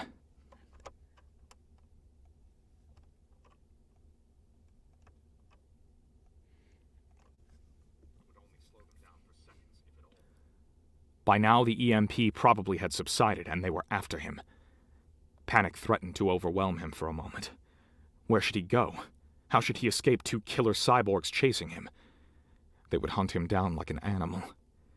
Then he heard them moving inside his store and started running, as if Kali herself chased him. Banu knew he could never outrun them. His only chance was to lose them in the crowd and maze-like structures of the many little shops and stalls. The hacker rushed down the narrow path leading behind the back sides of the stores, then turned into a small side alley that was used for deliveries. He heard them crashing through the door and picked up his pace.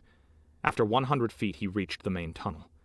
Without daring to look back, he dove into the crowd of shoppers, which were numerous this time of day. Quickly, he pushed through them, ignoring the complaints and swears when he bumped into someone or stepped on someone's toes, his heart pounding. He reached the food court.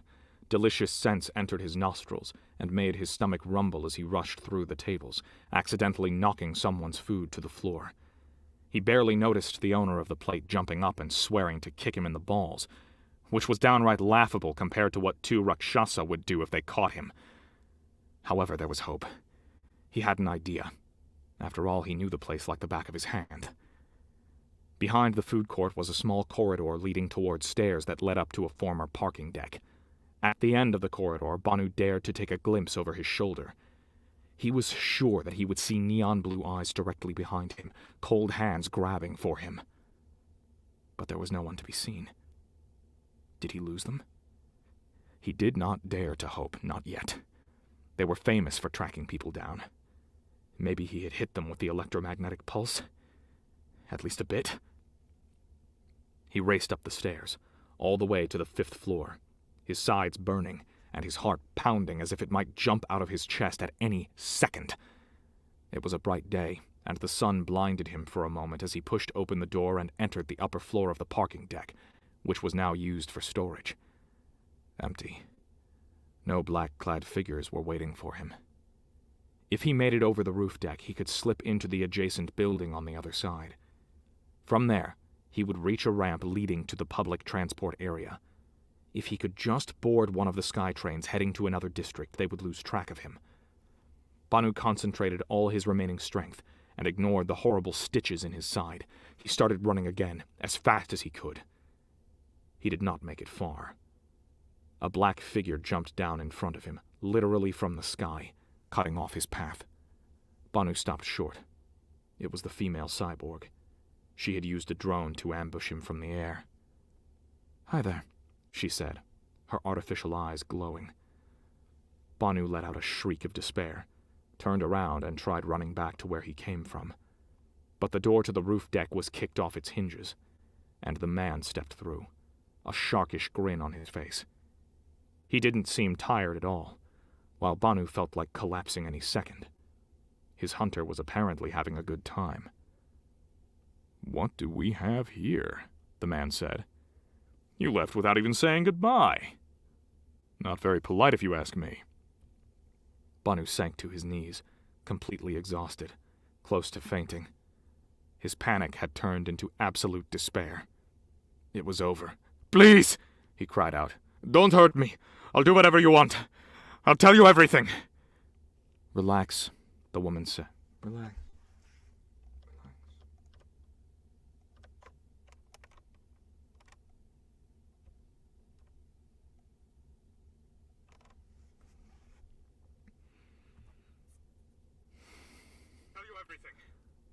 Relax, the woman said with a friendly tone, approaching him. "We won't hurt you. Tell us who visited your store." "Two women," he said weakly. "I don't know them. I just did a job for them." "You're a hacker," the man said. "Got some fancy stuff in your back room. What exactly did they ask you to do?" Banu cramped his hand around the statuette in his pocket again. Would they kill him on the spot if he told them? What should he do?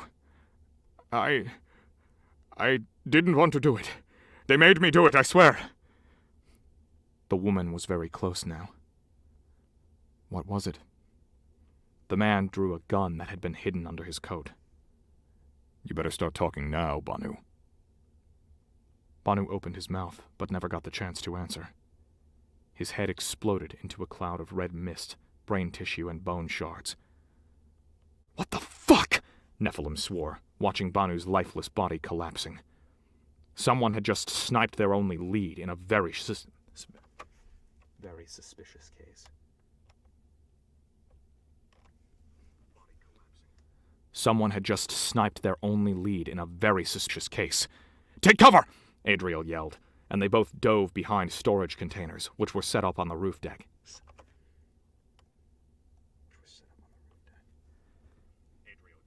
and they both dove behind storage containers which were set up on the roof deck. They made cover just in time as the shooter opened fire on them in a barrage salvo. High-caliber ammunition riddled the old metal they were crouching behind. We're sitting ducks up here. Do you see where the shooter is? Negative. Nephilim quickly changed her position before her cover was destroyed by another salvo. Opposite building, several stories above us, I'd guess. Hold on! Her drone was still floating over the platform, far enough away that it had.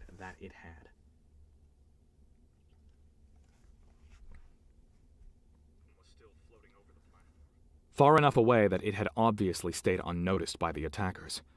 Nephilim always had it stored below the seat of her motorcycle when she went on city patrol, and had summoned it to chase down the hacker. It was a common tactic the Angels used when tracking a fugitive. One cyborg followed their prey directly, and the other tried to cut him off, preferably from the air. She looked through the eyes of her drone, scanning the surroundings. Opposite of the deck, they took cover at what was an abandoned, old-fashioned high-rise. Only a few seconds later, the drone's HUD located an open window on the 10th floor a bit to the east of their position. A mounted, high-caliber HMG aimed at them from there. Damn it. And I punched my keyboard. A mounted, high-caliber HMG aimed at them from there. A little red light was blinking on the barrel. Carefully, Nephilim moved her gun to the rim of her cover, and the HMG immediately started firing in their direction again. Got it, she told Adriel. Seems to be motion activated. Son of a bitch, he said. Can you take it out? Do something to keep it busy and give me a sec. Copy that. She grinned. But keep your pretty head down. Would be a shame. He answered by flipping her off. She ignored it. Okay, go. He threw a piece of debris in the direction of Banu's corpse, which was slowly being surrounded by a puddle of blood. The HMG started shooting. Adriel left his cover and jumped toward another container, rolling behind it, a storm of bullets following in his wake. The automated gun was so fast that an average human would never have stood a chance. This was what Nephilim had been waiting for. With high speed, she maneuvered her drone to the window with the HMG. The weapon's sensors were busy chasing Adriel, and didn't notice the silent flying predator closing in. An instant before Nephilim's drone arrived at the window, the sensors scanned the threat.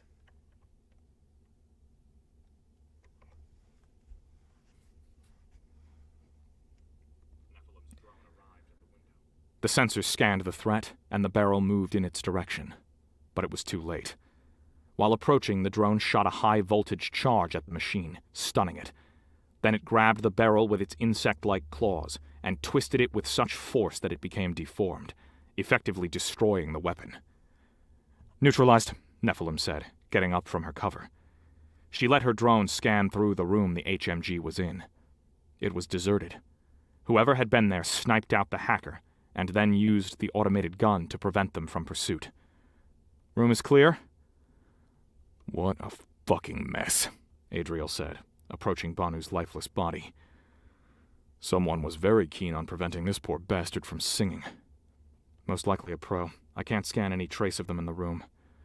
We'll need to contact HQ for dispatch of forensic specialists up there. Our IT whiz can disassemble what's left of this guy's computer. For what it's worth, it seems he was a high-class hacker. And I'll be damned if his last job wasn't something very nasty.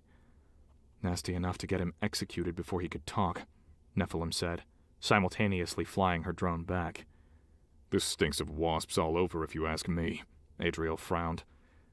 They've been suspicious.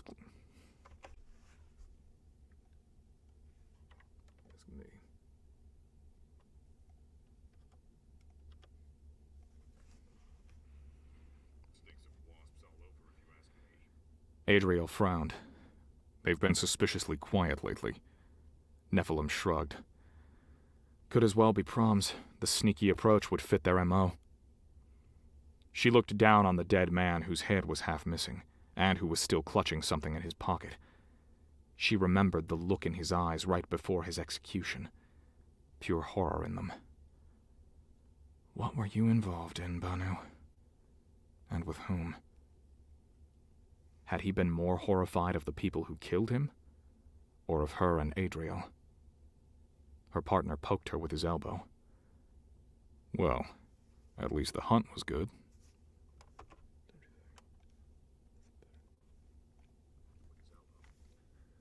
Well, at least the hunt was good, don't you think? Nothing better than someone running for his life.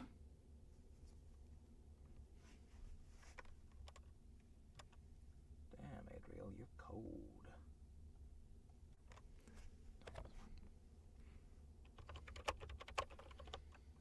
You was a cold man.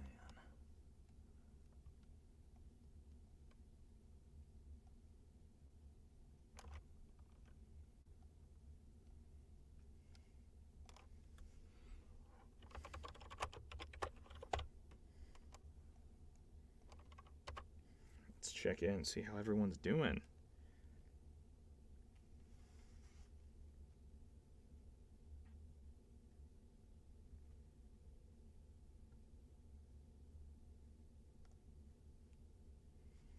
Let's see.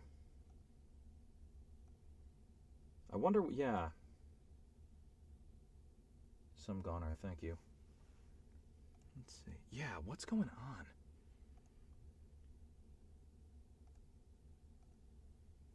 Let's try that.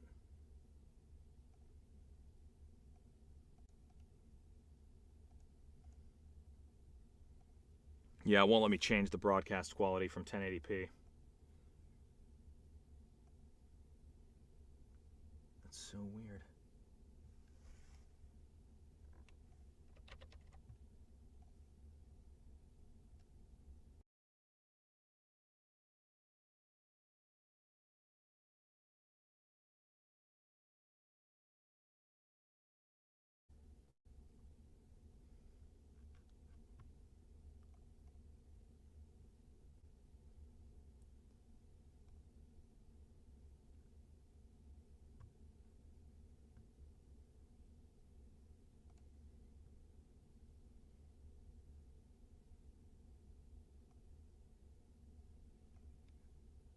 Yeah, I'll have to try that next time.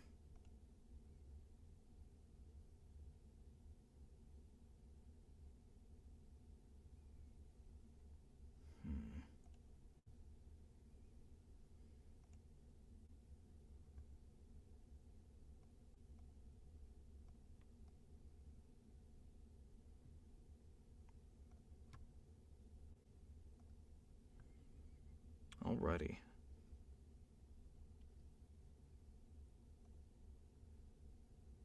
Oh yeah, that would explain it. I'm not getting great connection quality. Oh, it's not usually an issue. The sound is still coming through okay though, right? Even if the video's a little bit not good.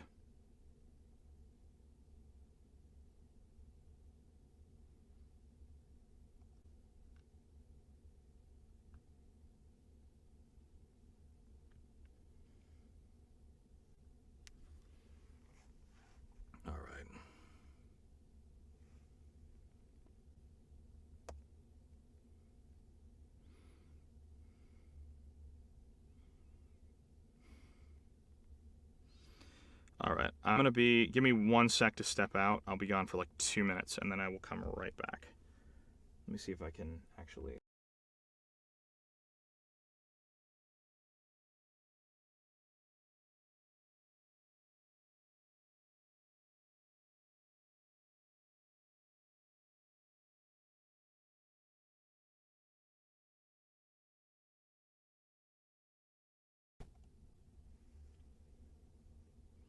that better? All right. 1 moment.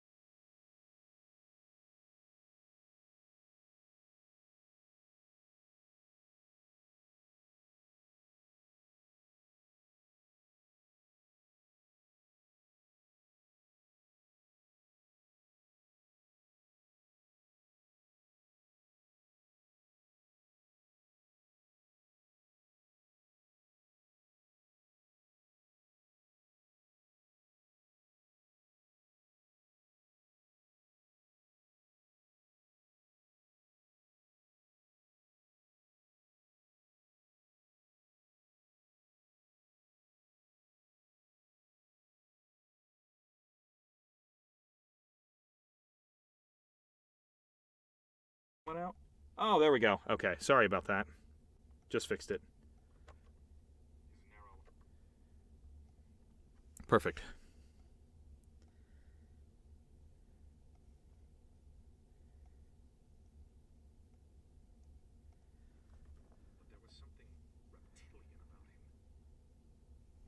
You know what? We're going to go back to the start because you guys deserve to hear that again. We're going to start from the top. Call that a rehearsal read. There we go.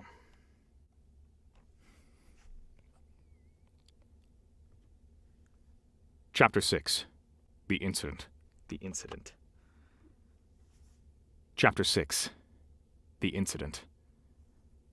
Nephilim arrived right on time at 9:00 p.m. as requested. She did not want to be early since this could indicate excitement, and therefore weakness. On the other hand, she knew that Metatron wasn't the type of man one should let wait, not even for 1 minute. With a condescending expression on her face, Gadriel had given her an address within the inner circle of Olympias City 1. Although ordinary angels weren't allowed to live there, they had free access everywhere any time. After all, threats could even turn up in what were supposedly the most secure places. The leader of the Guardian Angels lived on the 184th floor of a skyscraper which had been finished only 2 years ago, but showed features of an antique Greek temple on its facade and interior. This had been a very fashionable architecture style in Olympias for many years now. Numerous buildings like this one rose in the midst of the glass and chrome monstrosities, especially in the inner circle. People here liked to consider themselves gods and deities compared to the rest, so it was only natural to live accordingly. When Nephilim rang the doorbell, it was Zephaniel who answered it. She wasn't surprised to see him. Metatron kept his archangels close, and Zephaniel enjoyed a privileged position among them. Nephilim, he greeted her. 9 p.m. sharp, right down to the second. But why would I expect anything else? The archangel looked her over from head to toe, and a mischievous smirk curled his lips. Sweet. I'm sure he'll like this. Nephilim had decided to dress up for the occasion. It didn't switch.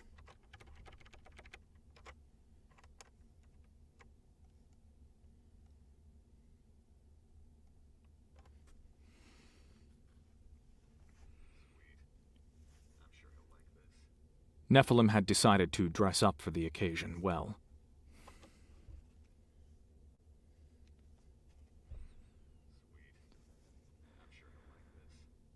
Nephilim had decided to dress up for the occasion. Well, as much as her sense of style allowed. She was wearing a black, loose, asymmetric dress, a leather jacket, and boots. Hiding the athletic features of her figure, the outfit gave her a youthful and vulnerable appearance. Zephaniel stepped aside and let her in. "Thank you," she said.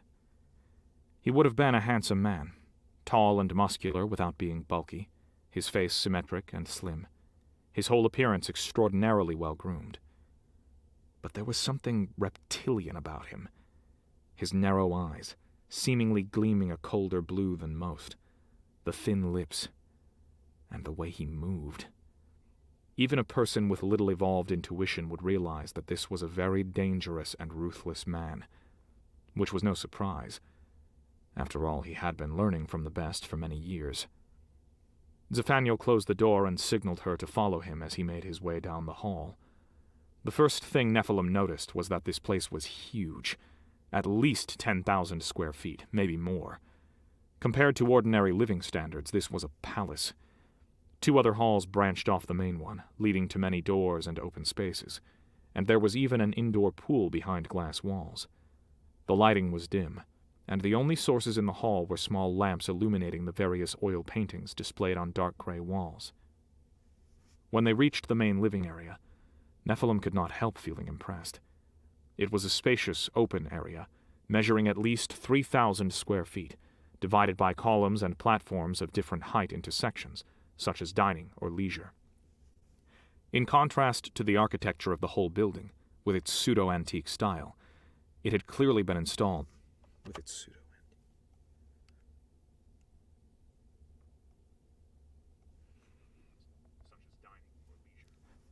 In contrast to the architecture of the whole building, with its pseudo-antique style, it had clearly been installed by a gifted interior designer. Everything was of simple elegance, dominated by dark colors with expensive-looking art displayed everywhere. The place radiated wealth and power.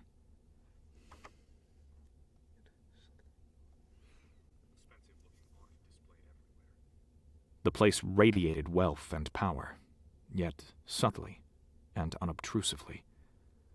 The living space was framed by huge windows, which offered a panoramic view of the inner circle and the Black Pyramid, which was very close. There was an extensive balcony outside the windows, a rare sight since most buildings had smooth exteriors. Zephaniel stopped at the entrance to the living room and pointed to the balcony. "Go ahead. He's expecting you." She nodded and began to make her way to the panoramic windows, but he discreetly held her arm, whispering in her ear, "I can't wait to get to know you better, Nephilim. I hope you feel the same." She turned her head and looked him in the eye. "Certainly." Then she crossed the huge room to the balcony. She had never considered Zephaniel until now, thinking he was into men exclusively. She had been wrong. Apparently he liked both men and women, like most people. Only a few were as strict about their preferences as Adriel was. Zephaniel wasn't really her type, but he was not too bad. And who could possibly know what game he was playing? It was better to stay on his good side for sure. Metatron was leaning against the glass railing at the corner of the balcony, facing both the spectacular view and his guest, his eyes glowing in the darkness of the night, a glass of wine in hand. "Ah, Nephilim," he said. "It's good to see you." "Thank you for inviting me. I feel very honored." He smirked and kept silent for a moment, studying her. As always, he was dressed all in black, but it was the first time Nephilim saw him without his uniform or formal attire. His clothes were informal and plain, yet a closer look revealed that it was an expensive kind of casual. "Would you like some wine?" he asked, reaching down toward a bottle and empty glass standing on the balcony table next to him. He started pouring the wine without waiting for an answer. Apparently, it had been a rhetorical question. "Yes, thank you," she answered anyway, taking the glass he was offering her. The dark red wine almost looked black in the night, and it smelled delicious. This was real wine, and not the synthetic stuff most people drank. From what she had seen of Metatron's dwelling so far, she made the assumption that it was also expensive. Tasting it, she was astonished how good it actually was. "A magnificent view up here, isn't it?" he said, taking a sip. "It makes you feel like you're standing on the top of the world. Don't you think, Nephilim?" She nodded. "It certainly does. And that's what we do. We stand on the top. On the top of the food chain. On top of evolution," he continued, watching her closely. Nephilim realized that he was trying to figure out what she was thinking. While Zephaniel had looked over her body and styling, Metatron wanted to look into her mind and heart, for these were the only places that he had no true access, and had to rely on his own intuition and knowledge of human nature. He could see and control everything else she did, saw, and heard. He could order her to do anything he wanted, and she would have to obey. Yet he couldn't control what she felt, and that was what he wanted when he said he expected complete devotion of his archangels, to be in total control of their bodies, minds, and souls. "That was excellent work today," he said, changing the subject. "As always." "Thank you. I was just doing my duty. Unfortunately, our suspect got sniped right from under our noses." He waved his hand. "That wasn't your fault. And in the end, it doesn't really matter. We would have neutralized the little piece of shit after interrogation anyway. I'm confident our specialists will pull everything we need to know from his hardware in no time." "Do you think it's one of the hostiles?" "I'm certain about it. I believe it's something big. We should know by tomorrow." He turned his head to the dining section of his apartment, where a housekeeping robot was preparing the table for two. "Let's go inside," the High Archangel said, turning to the door with a smooth, predatory manner, which was typical for him. "I hope you're hungry." Actually, Nephilim wasn't. She didn't expect to be served dinner at Metatron's home. She didn't know what to expect at all. Her impression was that he was toying with her, and that everything was simply a test. Nephilim followed him inside and took a seat at the table he directed her to. The furniture was of exquisite, dark wood, and slightly shimmered in the dim light. Metatron surrounded himself only with the finest quality, regardless of whether it was household property or people. The atmosphere was quiet and peaceful. All she could hear was the crackling of the fireplace nearby, and soft music playing, a style which she did not recognize. However, there was no TV screen to be seen or heard anywhere. Obviously, it wasn't standard in homes of the inner circle, and if they had them, they could switch them off any time they chose. A true luxury. "The music is beautiful," she said. "I've never heard anything like it." "Glad you enjoy it. It's Chopin." "Never heard of that band. Or is it a solo artist?" Metatron smirked. "You could say that, yes." You could say that, yes.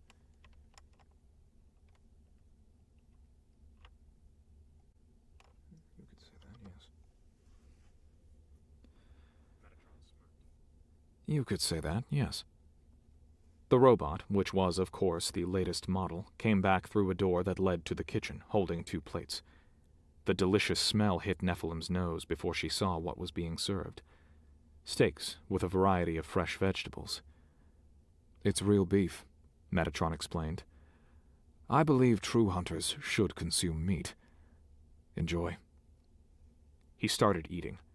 She smiled and followed his example. It was clear to her what his last comment meant. He was referring to what she and Adriel had been talking about earlier that morning. Was he watching her all the time? Why? Didn't he have anything better to do with his time?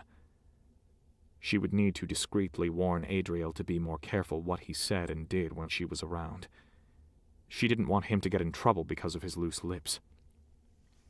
Metatron kept observing her closely as she began eating, and she did everything she could to not let on that his last words made her feel uncomfortable.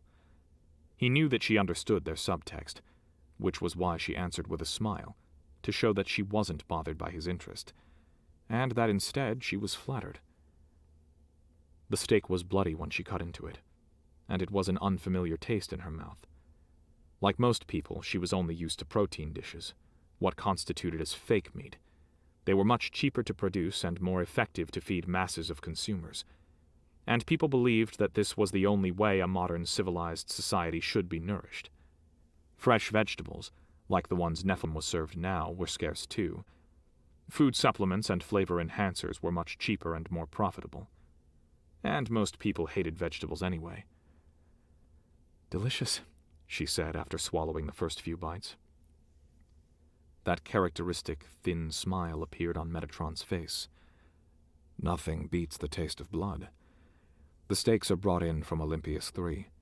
They still have stock farms there, though of course small in comparison to what they had in the pre-corporate times. It's not bad in Olympias 3, but I like 2 better. I hear it's a nice place for a vacation."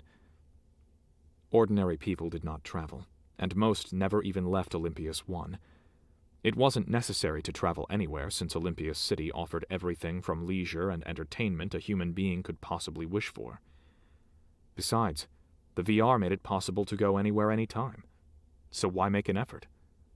Only members of the inner circle traveled to the other cities for vacation, as many had private aircraft, and the coastal regions of the satellite cities were covered with mansions. Metatron chuckled, a noise Nephilim had never heard from him before. "I never go on vacation," he said, amused. "Why should I? I'm not human. We have guardian angel branches in Olympias 2 and 3. The look on your face tells me that this surprises you, my dear Nephilim." He took a sip of his wine before continuing, his smile turning into a sneer. Yes. I can read a lot from your face, although you're brilliant at hiding what you think and feel. It makes it even more interesting. You would be surprised how well I know you. He paused for a moment, letting his words stand between them while looking her in the eyes, then continued. Anyway, naturally, we have guardian angels in the satellites. 2 is especially infamous for its inhabitants being defiant from time to time. Hostiles also strike in the satellites, but less frequently. That's why our outposts there are smaller than the HQ, but nevertheless important. 3 specializes in training angels for missions on enemy territory, which are usually one-way trips. The outposts are run by former archangels who have proven to be extraordinarily loyal and effective, but I visit regularly. Maybe I'll take you along sometime. Nephilim kept silent. Never in her life had she felt as naked and vulnerable as she did at this moment. The outposts in Olympias 2 and 3 weren't of much interest to her. But what he said before was it really true? Or was he just bluffing? If he really knew what she was thinking, wouldn't she be sitting in the euthanasia chamber instead of eating?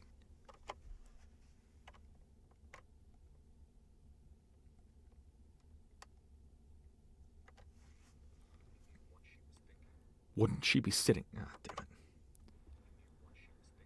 Wouldn't she be sitting in the euthanasia chamber instead of eating dinner with him? He leaned back in his chair comfortably, seemingly enjoying the situation. Let's cut straight to the point now, shall we? You know exactly why you're here, Nephilim. I want you. I've made my decision to make you an archangel a long time ago, and was just waiting for the best moment to do so. In fact, I was pleasantly surprised that Cassiel was KIA. Otherwise, I would have had to get rid of one of my archangels to promote you. And I dislike doing that. It probably would have been Cassiel anyway, since she'd been underperforming lately, and I'd started to become weary of her. So, she did all of us a favor. A final, ultimate sacrifice for the cause, one might say.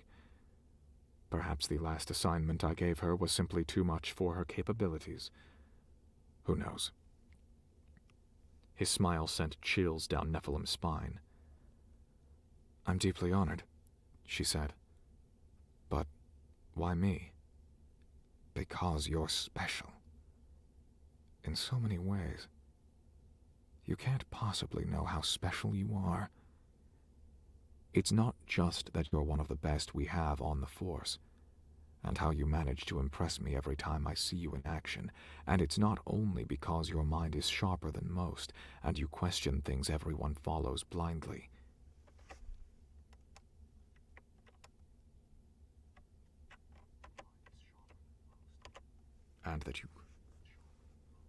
And you question things everyone else follows blindly.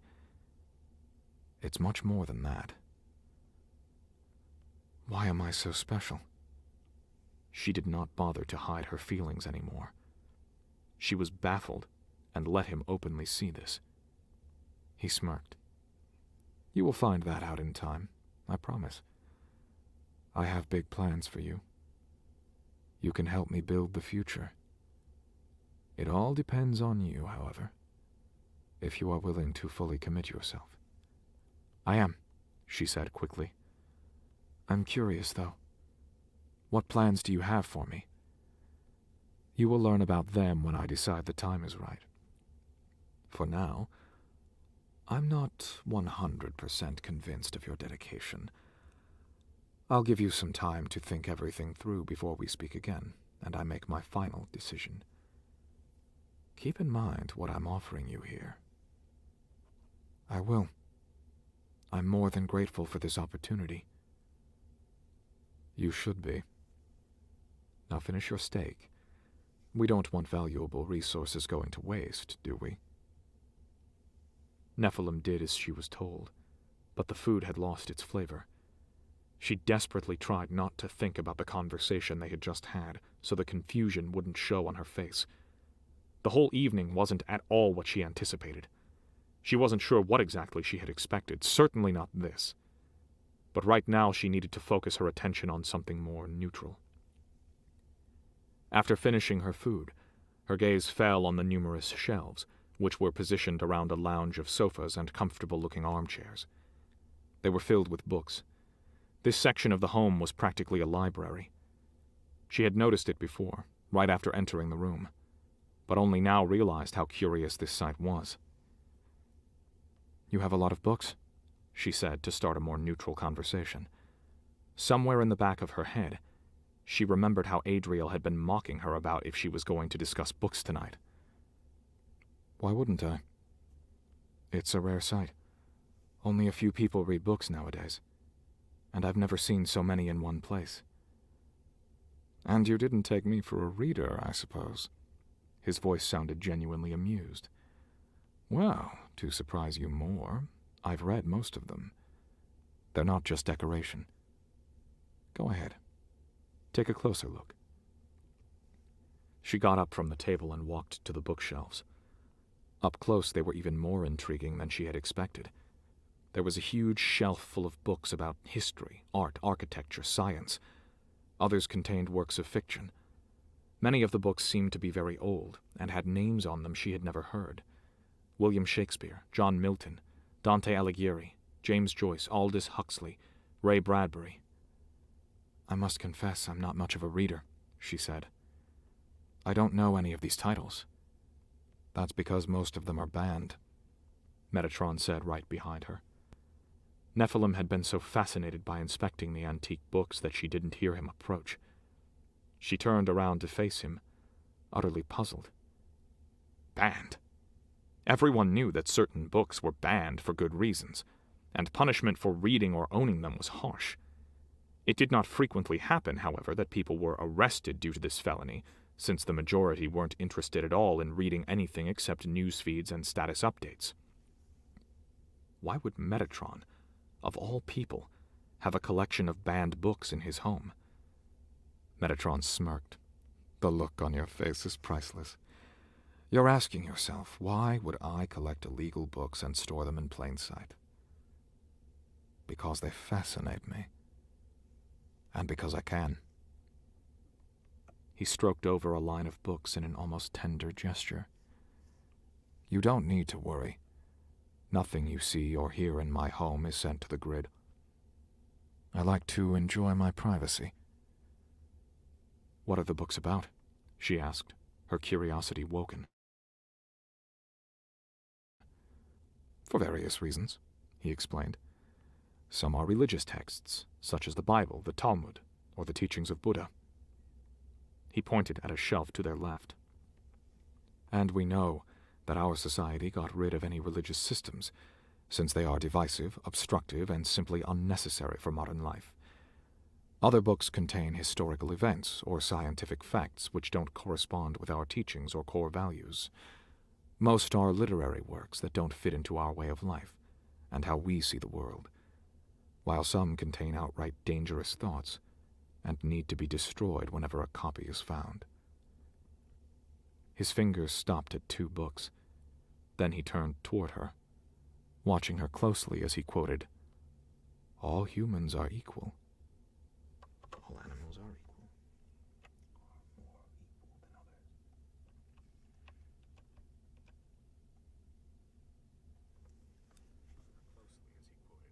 All animals are equal, but some animals are more equal than others. Nephilim was stunned. This was a quote about animals. Yet she clearly understood what it meant, and why this book was banned in Olympias. A place where everyone was equal.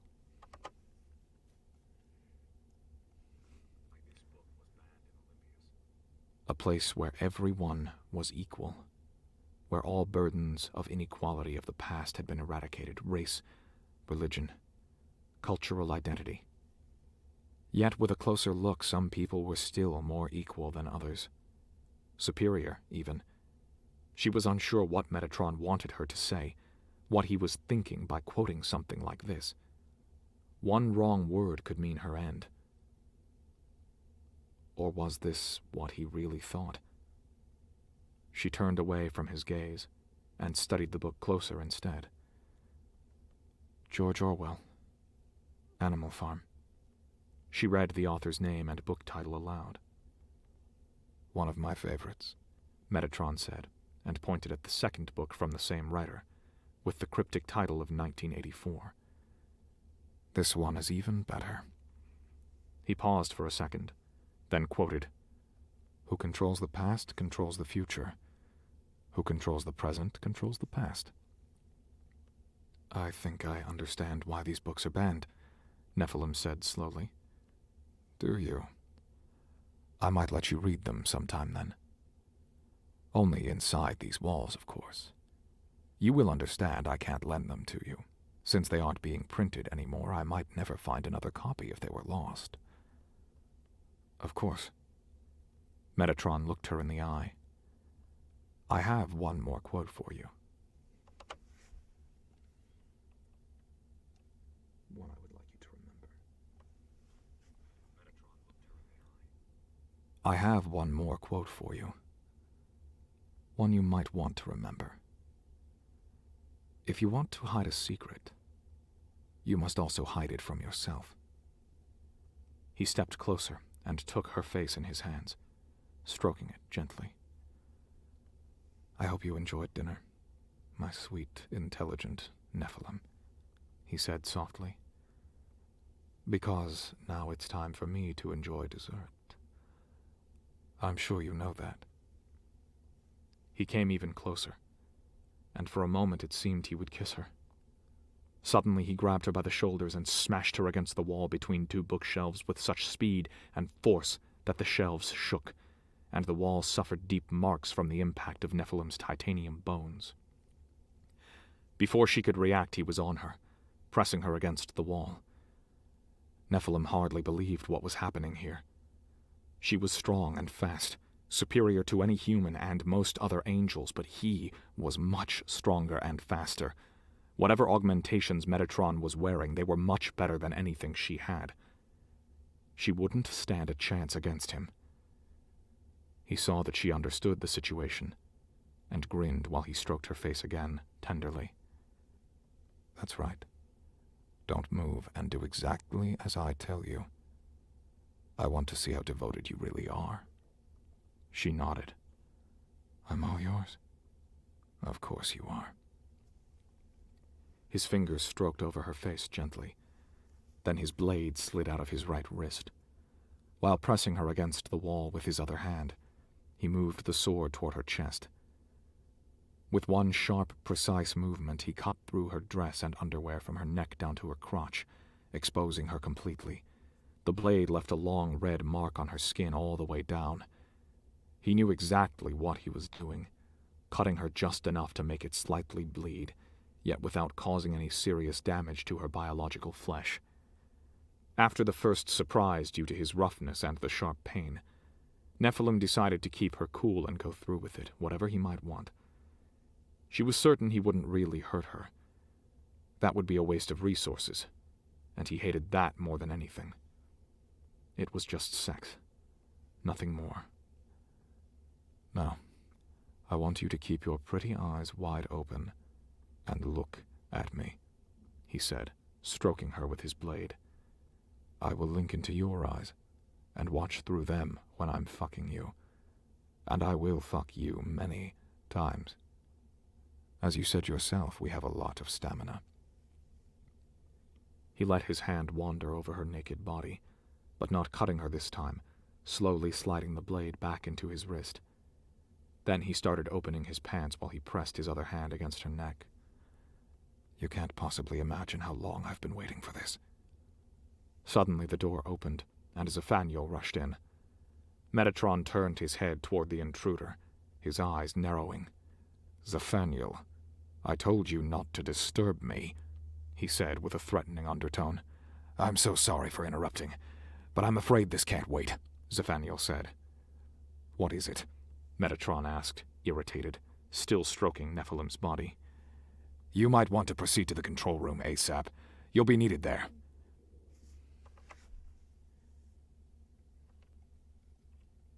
And you.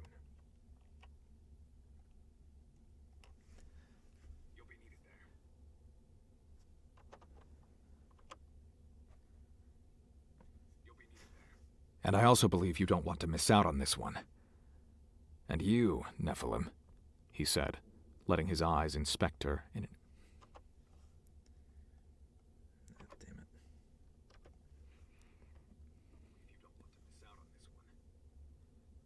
And you...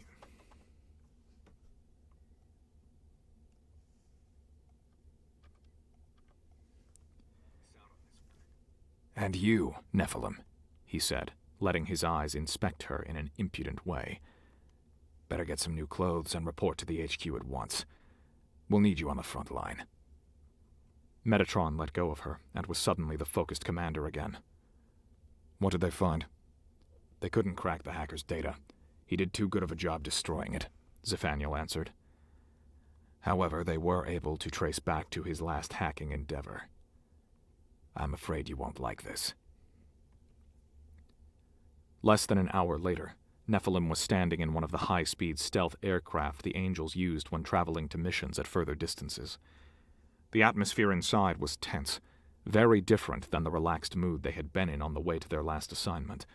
While the last one was pure slaughter, mere routine, this would be a serious business. Not all of them would be sitting here on their way back, but would return in body bags. This was a certainty.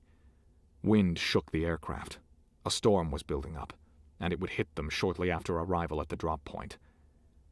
Adriel, however, did not seem to be bothered much by the tough mission lying ahead of them. Nephilim could tell that he was in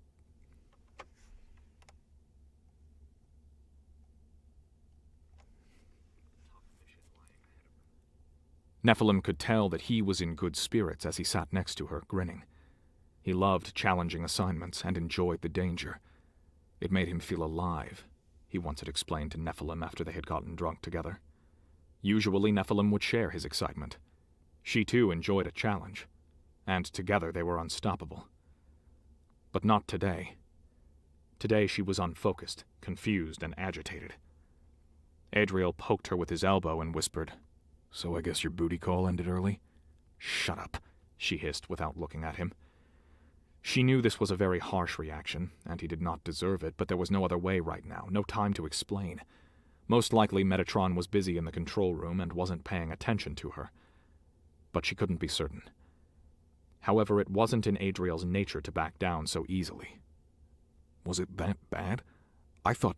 She grabbed his hand and squeezed it so hard that it had to be uncomfortable, even for his synthetic flesh. Then she faced him and formed one single word with her lips without saying it. "Don't." Adriel fell silent instantly. He knew her well enough to recognize that something was not right, and he better stop talking. Nephilim turned away from him and stared down at the floor. She hoped that was enough for now to curb Adriel until she found a way to explain things to him. She would hate it if he... She would hate it. Hate it if he got in trouble.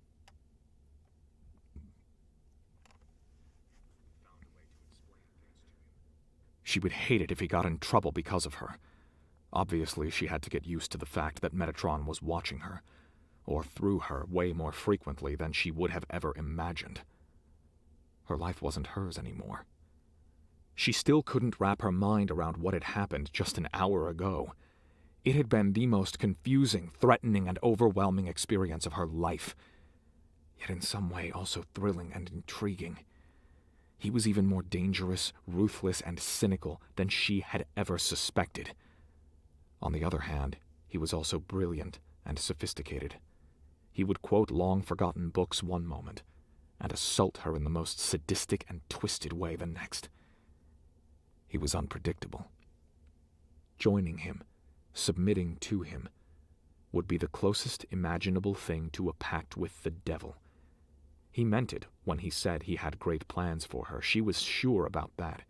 He wasn't the type of man who made empty promises. He had no need for that. She would enjoy a life she would never have even dreamt of. But the price would be her soul. Not that she believed anything like a soul really existed, but metaphorically speaking. One day, she would become exactly like him. Was this what she wanted? Did she have any other choice? Or would he grow weary of her if she did not show the commitment he expected? She wondered if Zephaniel had always been like this, or if he had changed under Metatron's influence. Into a faded image, a bleak copy, an imposter who would never even become an original, no matter how hard he tried. She did not remember Zephaniel being any other way. However, he had been around much longer than she had. Who knew how he had been before? Maybe he and Nephilim weren't so different, and Metatron chose a particular type of person to mold them into something he desired. She asked herself if he treated Zephaniel better, or in the same sadistic way he had treated her. After all, he was his favorite. Nephilim knew that there was no reason to feel relieved that her booty call had ended early.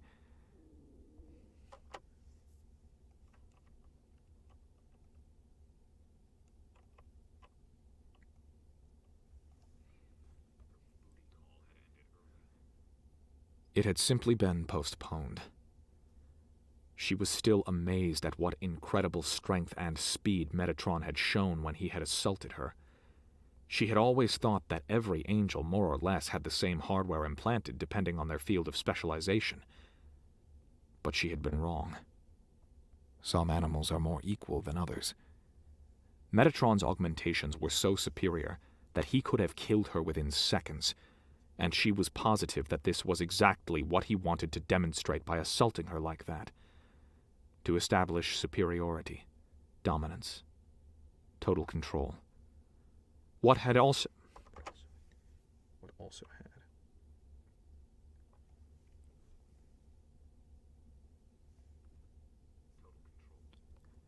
What also had taken her by surprise was that he was able to link into her and any other angel's vision directly. He did not need a console and hollow monitor to do that. He could establish a connection between their implants and watch, the same way Nephilim did through the eyes of her drone. That meant his hardware and software was much more advanced than anyone else's. It also meant that he could be inside her head any time, while sitting in a meeting with the board, controlling an operation, or taking a shower. No doubt his multitasking abilities were likewise higher evolved than her own. At the moment, the commander of the Guardian Angels seemed to be most interested in her of all people, and she could not understand why. What did she do to wake his interest so much? What made her so special? She couldn't think of anything in particular. The only things that made her special were the thoughts of doubt and confusion, which she should not have, and would get her in deep trouble if anyone found out. Her thoughts were hers, even if everything else wasn't anymore, at least for now. It scared her that Metatron could read her so well. It was as if she could not hide anything from him. Or was it as he said in their first meeting, that their minds were alike? Was this the reason for his interest in her?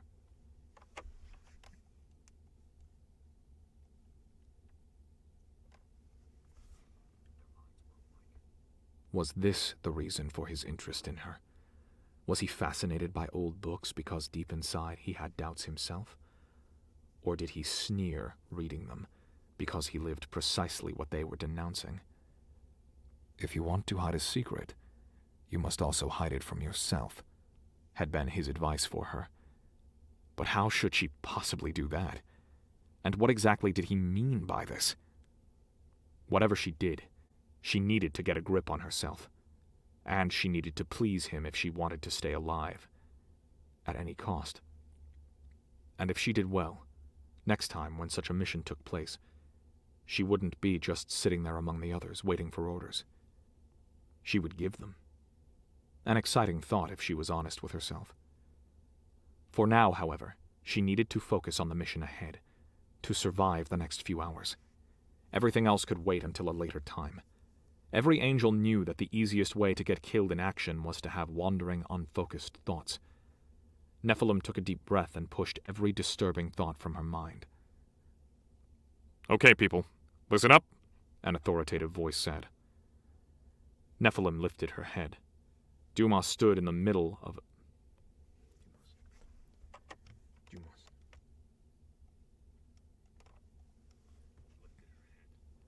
Duma stood in the middle of the cabin, easily counterbalancing the heavy turbulence the aircraft was exposed to. She was an impressive figure, taller than most.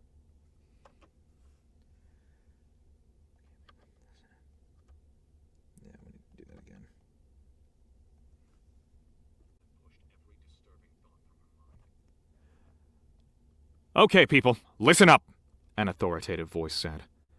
Nephilim lifted her head. Duma stood in the middle of the cabin, easily counterbalancing. In the middle of the cabin.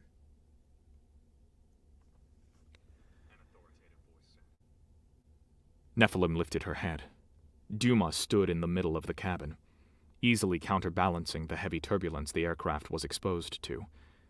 She was an impressive figure, taller than most, and very athletic. Her high cheekbones, distinctive nose, and slightly copper skin revealed unmistakably that she was of Native American descent. Her short hair was dyed neon blue, matching the color of her eyes perfectly.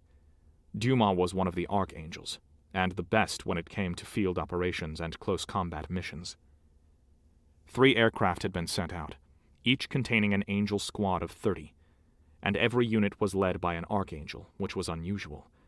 They didn't get sent into the field often, but this mission was crucial.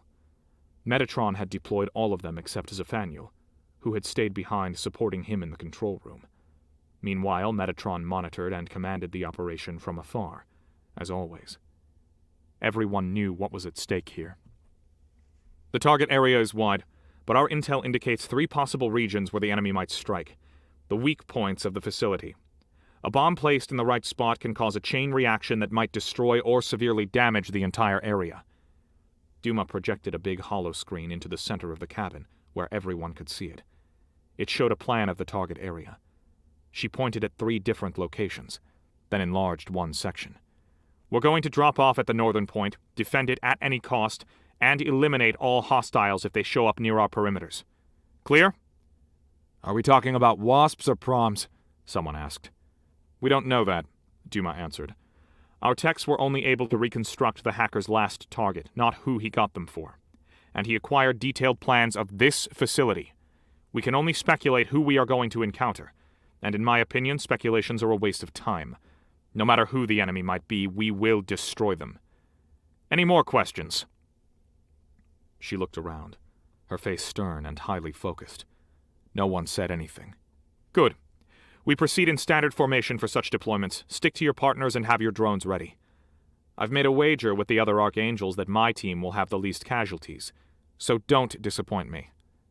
I don't like that.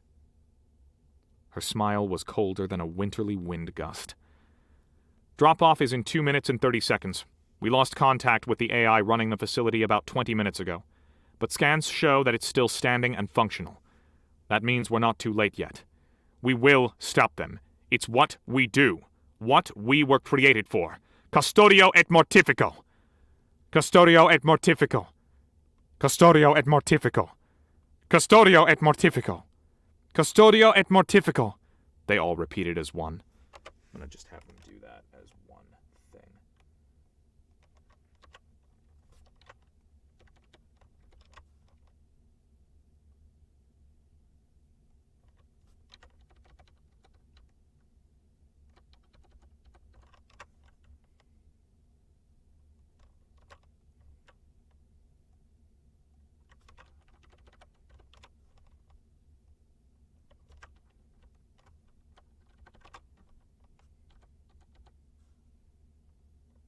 Just sliding these guys into place. So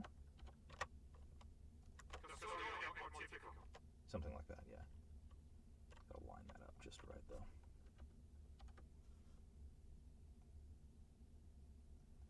I'll figure that out in a minute.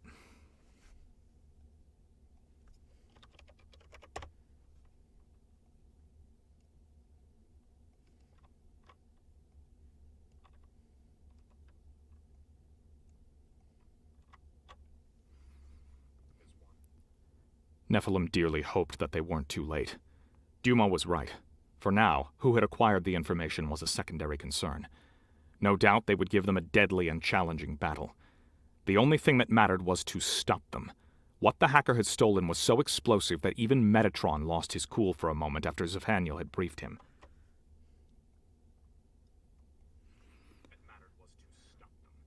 What the hacker had stolen was so explosive that even Metatron lost his cool for a moment after Zephaniel had briefed him.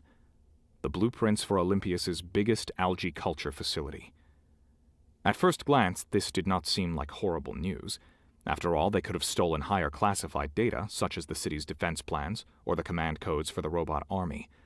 However, that kind of information was so crucial that it was stored so well that even a high-class hacker could never find a way to steal it. Only an inside job would make that possible. What the hostiles had chosen instead was a so-called soft target. The data was still a challenge to acquire, which was why they had hired Banu, but it was possible. And it wasn't merely any data, it was the facility's blueprints. With this information at hand, the enemy could easily determine the weak spots and take out the whole plant with a small tactical team. The algae culture plant stretched across the expanse of the 50-mile-long coastal line. The algae harvested there made up 60% of the protein consumed in the megacity. Its destruction might lead to a severe production shortage, and even famine, which was unthinkable in a perfect society. Even the strongest system could be destabilized by something like that. The enemy's plan was as clever as it was malicious. It had to be stopped at any cost. The plant was a completely automated manufacturing program. No human workforce was necessary for agricultural production anymore, which was a good thing, since no modern citizen would want to get their hands dirty doing this type of work anyway. It also had an automated security system, consisting of sentry turrets and highly armed and armored combat robots. It was a bad sign that contact with the AI managing the facility had been lost. Hopefully, the security system would at least stall the hostile advance a bit. But AI units were no match for cyborgs, which meant there was no doubt that the Angels would encounter at least a medium-sized enemy squad full of them. The aircraft started vibrating, which indicated that it had converted into a VTOL prior to its descent. "Get ready," Duma said. She took a seat for the last part of the flight. When the vehicle reached its designated altitude, and the hatch opened, they jumped out into the night one after another, like silent shadows. They landed on a platform 30 feet above the water, and immediately took cover, crouching and hiding in the semi-darkness. "Beta Squad positioned at drop point," Duma reported over the comm. "All quiet here. Scans show no enemy movement so far." "Alpha and Gamma in position as well," they heard Metatron's voice say. "Engage target coordinates. Proceed with caution." "Roger that," Duma said. You heard the man.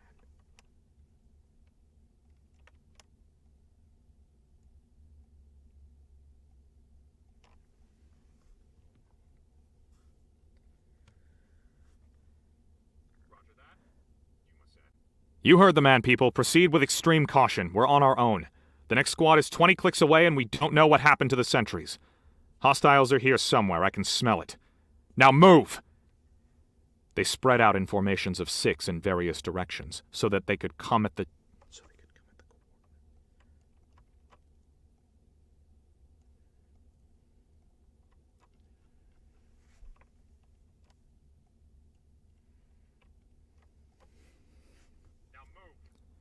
They spread out in formations of 6 in various directions, so they could come at the target coordinates from every angle. This way, their full force would remain invisible for a longer amount of time, and they could attack like a pack of wolves. The objective was about 800 feet away at the joint connection, which had been identified as a weak point, and one of the 3 most likely targets for a terrorist attack. The facility was a great assembly of water tanks, reaching from one end of the horizon to the other, connected by iron catwalks, bridges, and platforms. From time to time, small maintenance towers rose up in the water. But that wasn't what made the plant special.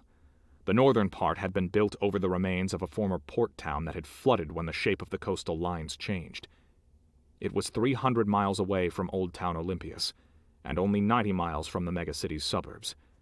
This must have been a very beautiful, historic town, as the remains of ancient buildings still sticking out of the water suggested.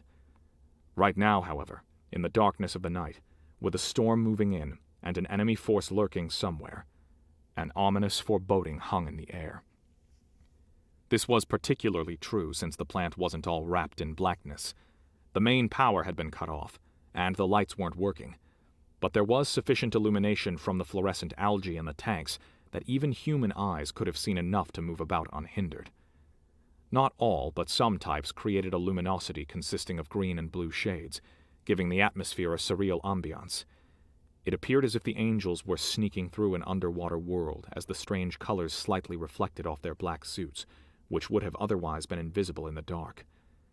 Deep underwater, the remains of buildings were visible in the unearthly light, veiled by endless numbers of water plants, like ghosts' whispers from times long gone. They became fewer the closer the cyborgs got to the target coordinates, and further away from the shore. I don't like this, Adriel said over the comm that he and Nephilim shared. It smells like a trap from miles away, and we're running right into it. I know, she answered. But we don't have much choice. We need to protect that weak point. Yeah. Still, I have a bad feeling about this. Suddenly, bright lightning sparked across the black sky, and for an instant the remains of a massive bridge became visible north of them. It featured two huge triangular towers, of which one was severely tattered. The bridge loomed menacingly in the pitch-black night. The wind increased as the storm bared down upon them. For another brief moment, the lightning also illuminated the remains of the sentry turrets on top of the maintenance tower closest to Nephilim and Adriel. They had recently been destroyed. Their group was very close to the target coordinates now, a middle-sized building standing above the water, slightly resembling an oil platform. You see that? Oh, that needs to go in the phone track.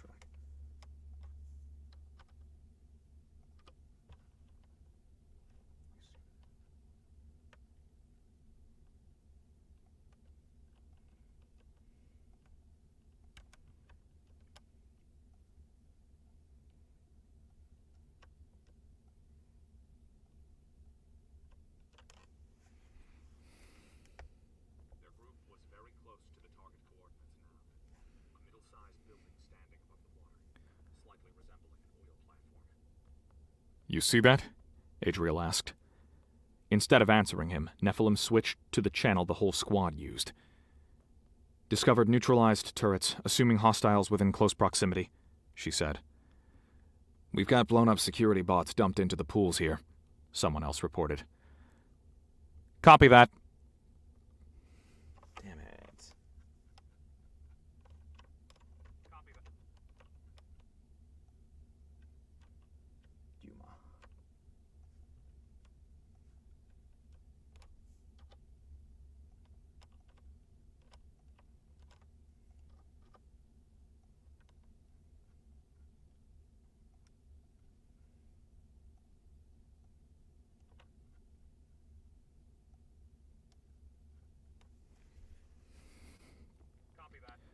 Juma said. Watch your sixes. Control. Hostiles were definitely here. Contact highly probable. Contact highly... God damn it. Watch your sixes. Control.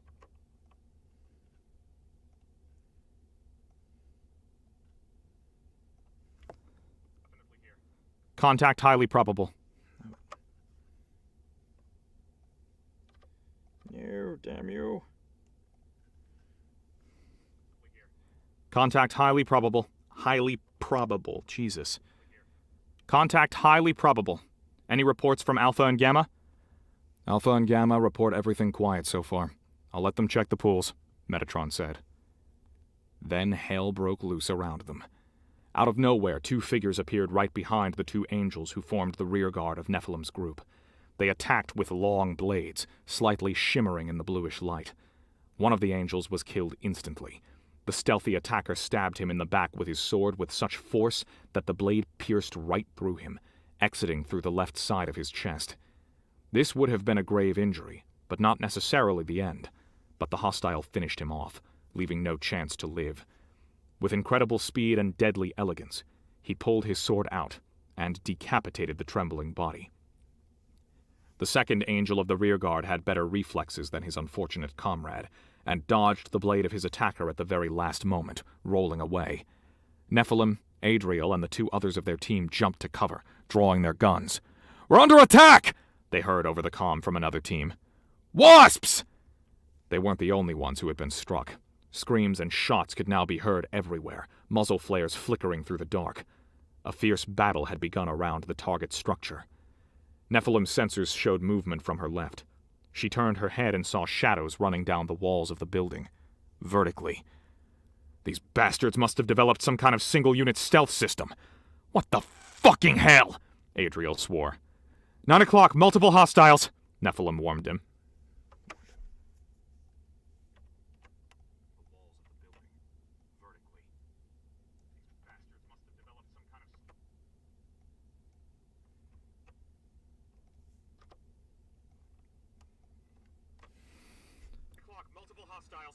Nephilim warned him. Regroup at target location, they heard Duma commanding. Nephilim took aim and fired a round of bullets at the shadows running down the wall, forcing her intuition more than her eyes or following her intuition more than her eyes or senses. Shadows running down the wall.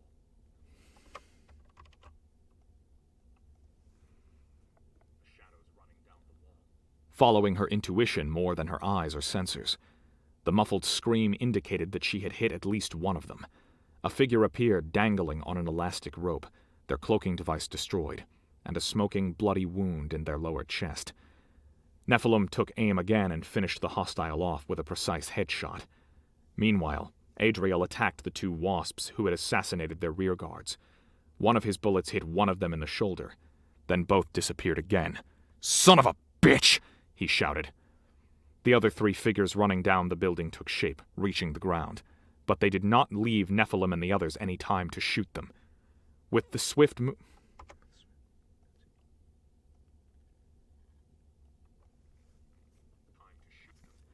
With swift movements incredible even for a cyborg, they dove into cover and instantly opened fire on the angels. High-velocity bullets flew by them, destroying everything in their path. Powerful enough to shatter cyborg artificial limbs, not to mention penetrating the synthetic spider silk combat suits they wore. Revealed now, without their cloaking devices, it was perfectly clear why the angels called these enemies wasps. They wore tight black suits with yellow stripes on their shoulders and hips. Their black helmets covered their heads completely, hiding their faces, with a yellow visor over their eyes. Wasps were the cyborg elite troops of Togbua Zhang, the corporate conglomerate which controlled Asia. They were one of the 3 corporations that had split the world up among themselves when the New Order came into power. Its influence reached from China, and what was left of Japan, over Southeast Asia, to the remains of India in one direction, and to what was formerly Australia, New Zealand, and Oceania in the other direction. Togbua Zhang not only held the most significant amount of territory, but had the biggest population by far of the 3 megacorporations at its disposal.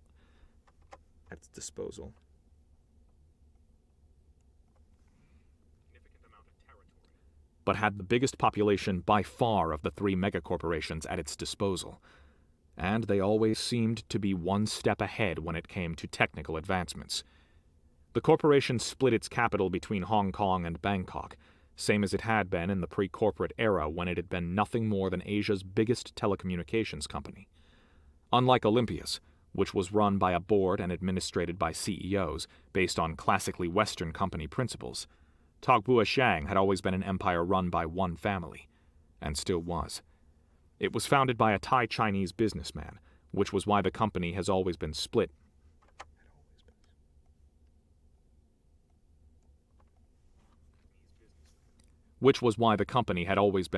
Between Hong Kong and Thailand. The name was a mix of both languages as well, and meant something similar to well-scented lotus. However, the elite units, the wasps, had nothing in common with pretty flowers from Buddhist temples. They were the most deadly and dangerous squad the world had ever seen. Even the angels feared them, for good reason. Wasps weren't as heavily augmented and armored as angels, but they were incredibly agile and fast. What they lacked in strength, they made up for in agility, which was spectacular.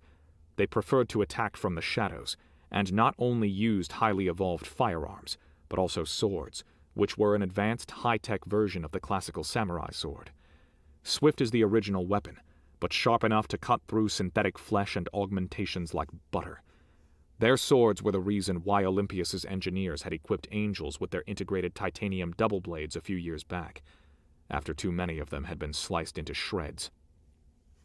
Not as robust as angels, wasps couldn't jump from great heights. However, they used elastic ropes to drop down on enemies silently, like spiders descending on a fly. And now they had apparently developed a cloaking device. The Angels returned fire. As long as they kept them at a distance, chances were equal. But the 3 hostile cyborgs managed to advance, covering each other, leaping from cover to cover in a way which would have made any acrobat eat their heart out. "We're suffering losses here," they heard Duma report. "Hostile forces outnumber us and they're equipped with unknown technology. Require backup." "Advance to target point at any cost." Metatron's voice was cold. "I repeat, any cost. Alpha and Gamma have..."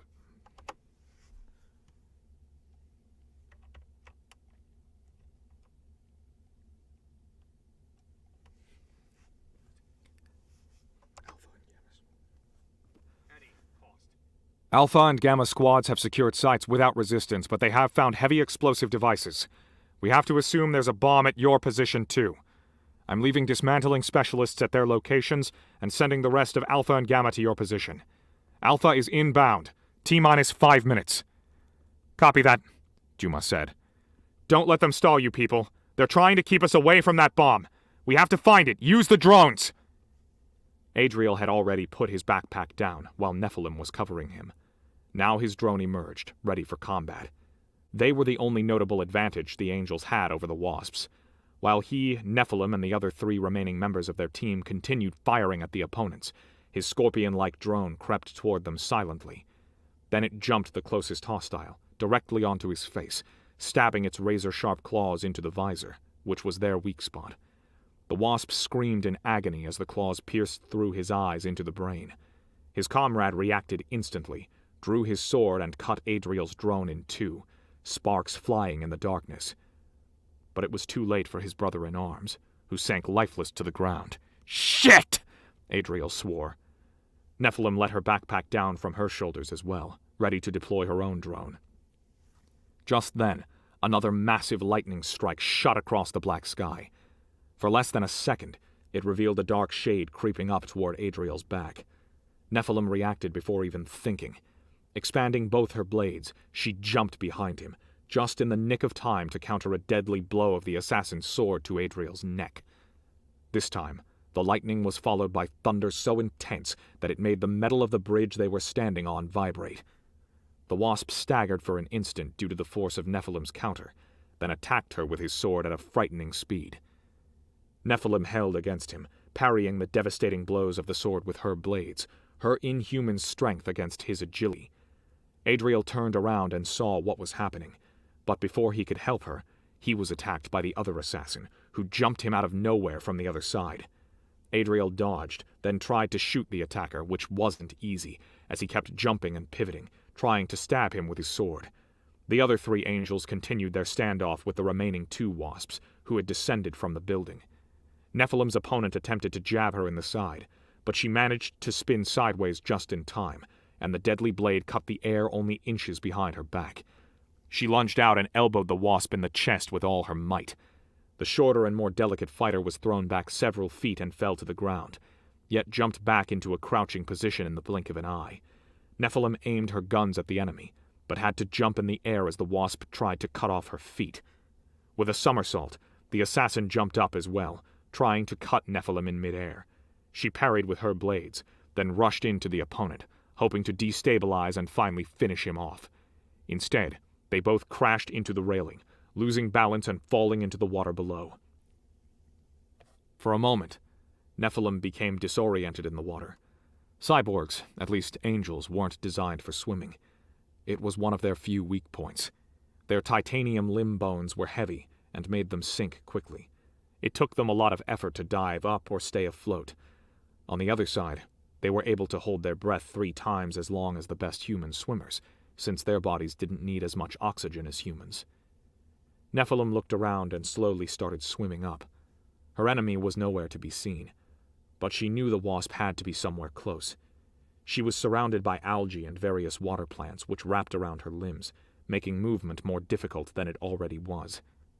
Underwater, the illumination of the fluorescent algae gave everything an even more surreal atmosphere. It almost felt like floating through space.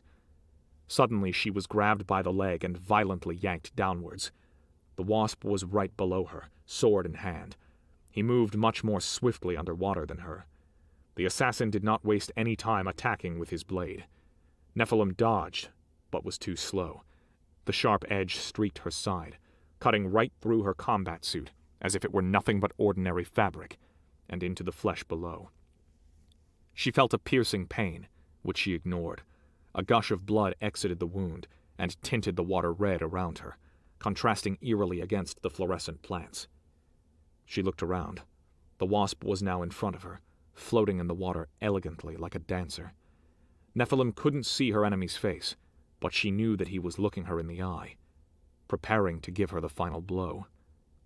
Perhaps he was grinning behind his mask. He lunged out. Instead of dodging or parrying, Nephilim grabbed his wrist and twisted it so sharply that it shattered. Wasp's limbs weren't made of titanium. Their bones were infused with polyethylene to be more flexible, which also made them vulnerable. The sword fell out of his hand, and countless little air bubbles exited from under his mask, indicating that he was screaming in pain. Nephilim didn't give him the chance to recover. She wrapped her other arm around his neck, squeezed tightly, and twisted his head with one forceful move. The cracking noise of his bursting spine was so loud that she could even hear it under the water. The body instantly slumped in her arms, and when she let it go, it floated lifelessly in the water, starting to sink. The helmet fell off, revealing that the assassin had actually been a woman, or rather a young girl. Younger than Nephilim from the look of her. With her yellowish eyes wide open, the young Asian face and the long black hair floating around her, she looked innocent and unearthly as she slowly sank down into the green and blue illuminated depth, like a creature from a fairy tale. A beautiful, deadly creature. Nephilim looked at the woman who had tried to kill her only a few seconds ago and realized that they were alike. They had much more in common than she would ever have with any human. Why were they fighting? Killing each other? Where was the point in this? If they were superior, as Metatron said, why were they proxies for humans in their endless war? Because it was what they had been created for? She realized that she was running out of oxygen, and started swimming up toward the surface, leaving her nemesis to sink down into her wet grave. Above the water, the battle was still raging, as screams and shouts being fired indicated. "Neph! Over here!" she heard Adriel call out. He stood at the railing to her left, waving, the relief in his face unmistakable. She said,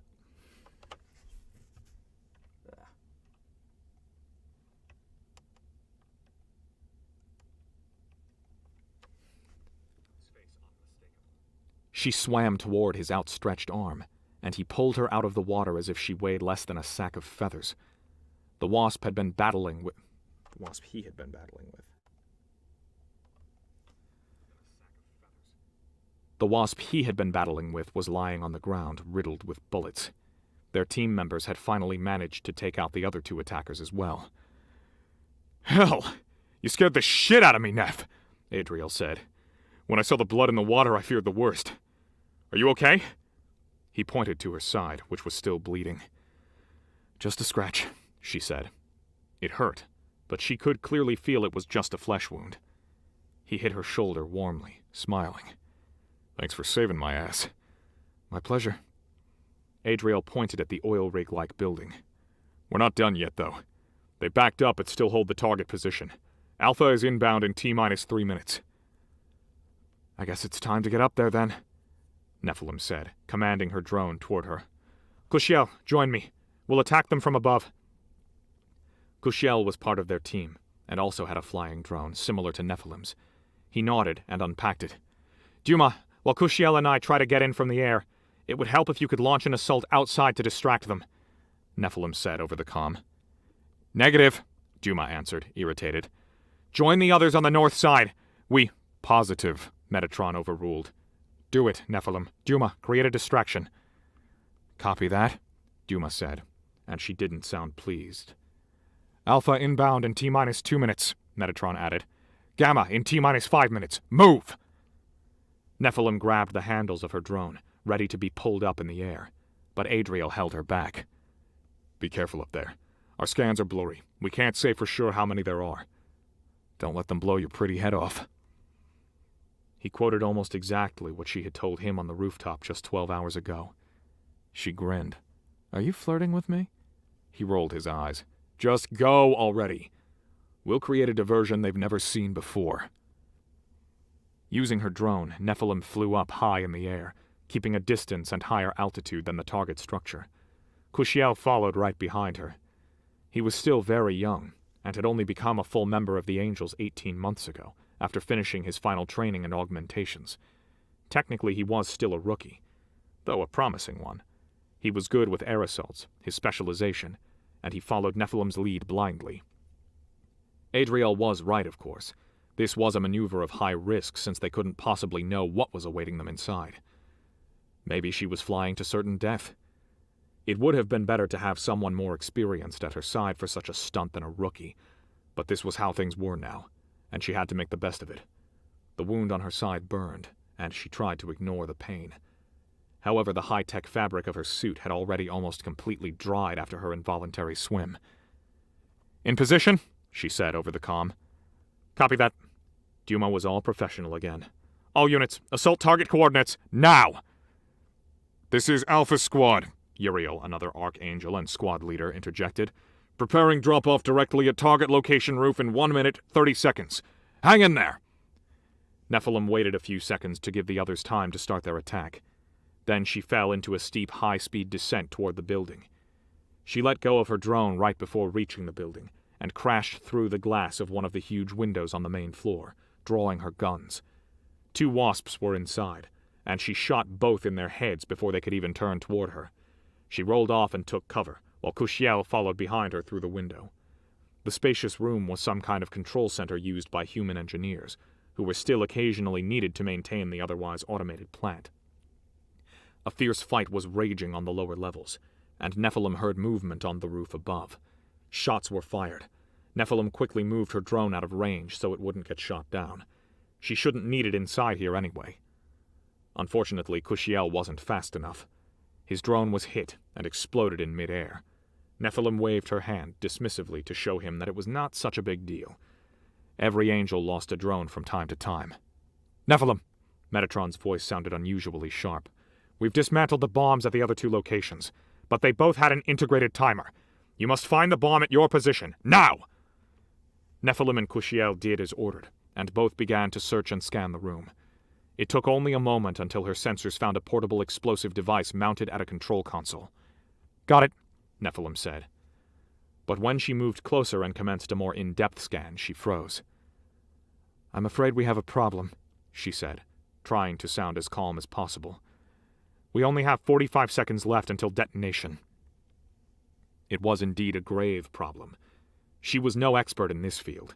In fact, her knowledge with explosives was limited to handling grenades or rocket launchers. She had no instruments with her that could help to dismantle the device, and it would be too late to get someone here who could handle the situation. "Nephilim, take the explosive and remove it from the premises," Duma commanded. "Take it as far as possible before detonation." It was a suicide order. Nephilim knew that she would die if she followed it. But she wasn't scared. Angels didn't die of old age. Only a few did the job longer than 15 years. Sooner or later this day would come for every one of them. It was the reason they existed. To fight, kill, and die. This bomb was most likely powerful enough to destroy a significant part of the algae plantation, especially if it created a chain reaction. But that wasn't all. It would bring down the whole building and its surroundings, wiping out the entire Beta Squad, and maybe even Alpha, which was still approaching their drop-off. It was her duty to take one for the team. "Copy that," she said, and reached out for the device. "No!" Metatron interfered with such a sharp voice that she froze in her movement. "Nephilim, stay where you are. Kushiel, take the bomb and run. Now!" When Nephilim looked up into Kushiel's face, she saw disbelief and pure shock. A silent plea was written all over it.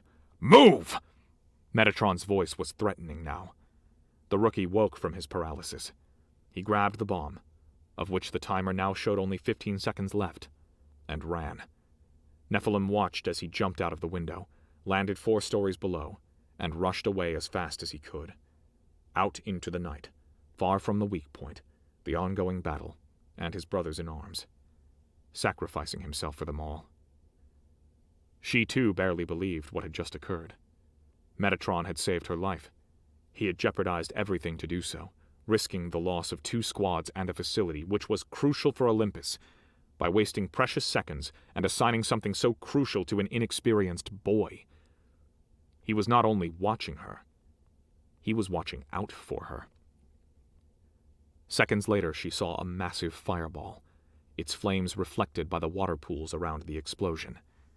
The whole building trembled, and all the glass windows shattered as the shock wave hit them. Nephilim shielded her face with her arms, then looked at the mayhem of flames that the explosion had created. It had devastated at least a dozen algae pools, but the facility was safe, and so was everyone inside. Kushiel, however, had been vaporized. "So long, rookie," Nephilim whispered. "Thank you." She heard more noise on the roof. Alpha Squad had finally arrived and was taking out the remaining wasps still holding out there. It was over. Their mission had failed. Suddenly, she saw movement from the corner of her eye. A shadow was rushing across the room. Nephilim turned on her heels, drawing her guns. At the same moment, the enemy lost their cloaking. It was a woman with Indian features, who was wearing a slightly different uniform and equipment than the other wasps, indicating that it was the squad leader or higher-ranking officer. The visor of her helmet was open, and the artificial eyes gleamed with hostility and confidence. She was running toward the shattered windows in an attempt to escape, but at the same time pointed a weapon at Nephilim. It was an oversized pistol, of a design unlike any the angels used. Before Nephilim could pull the triggers, the wasp fired. A single, enormous, high-velocity projectile hit Nephilim. Luckily, the hostile was in such a rush that instead of hitting her chest, the bullet only found its way into the synthetic flesh of Nephilim's upper arm, where it got stuck in the titanium skeleton, causing minimal damage. Nephilim returned the fire, shooting the wasp in her neck and face, yet not destroying the skull. If this was an officer, there certainly was useful information in that skull. The woman was thrown against the wall due to the impact of Nephilim's bullets, where she collapsed lifelessly, her face a bloody mass of biological tissue and riddled metal augmentations. Nephilim scanned the room for more attackers. She looked at her arm, where the strange projectile was sticking out, and was about to holster her weapons, when, suddenly, a spark appeared on her arm, followed by a bright blue flash. Nephilim felt how her whole body first stiffened, then cramped, as a horrible pain shot through every part of it. When it reached her head, it felt as if it would burst. She collapsed. Flashes flew through her consciousness. Mountains, a waterfall, blue sky, laughter, lightning, blue lightning, mountains, faces, smiling, a man, a woman, blue lightning, mountains, happy faces, children, sunshine, blue lightning, mountains, screams, fire, blood, blue lightning, blue eyes, blue lightning, blue eyes, blue lightning, lightning, lightning, lightning, lightning, pain. Then everything turned back. Neph! Neph! Can you hear me? Slowly she opened her eyes. Adriel leaned over her, as well as 2 angels who she recognized as the squad medics. Everything was blurry, and her head felt as if it would explode at any moment. "Adriel? What happened?" He closed his eyes for a second, then smiled. "Thank goodness she's back." "You suffered a severe EMP shock," the medic said. "You're lucky to be alive." EMP? She was confused. She could not remember anyone throwing a grenade at her. The last thing she remembered was the standoff with the WASP officer. She moved her head and noticed that she was still in the control room.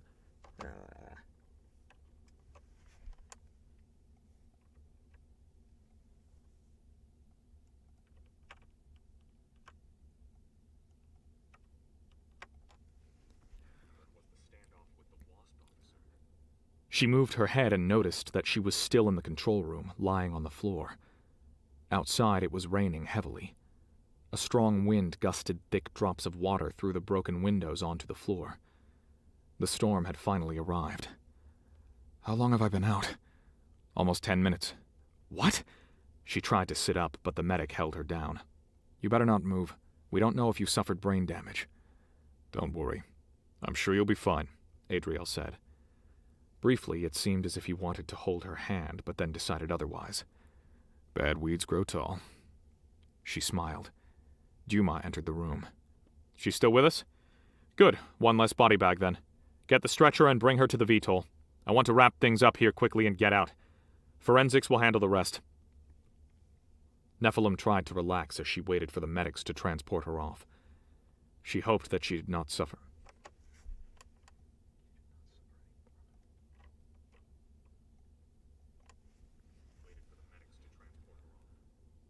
She hoped that she did not suffer any permanent damage. After all, she was awake, thinking and speaking clearly. Her body functions appeared to be okay, and all systems reported going back to normal. Once she got rid of the terrible headache, she should be fine. But then she realized that something was not okay at all. She had no access to the grid, and the grid had lost its connection to her. For the first time in her life, her head was quiet. She was alone.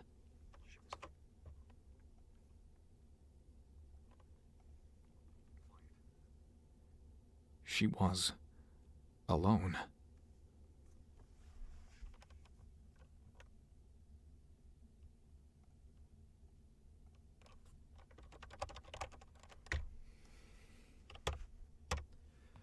Beautiful. All right. Perfect. That'll bring us right around where I need to be.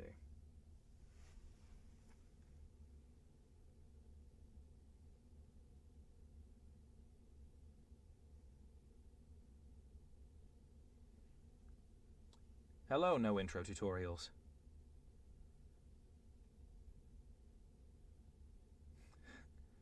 Oh, it fixed it? Yes! Good! Okay. Good. Glad the video quality finally got fixed towards the end. My god. I guess it was just a Wi-Fi connection issue. Thank you.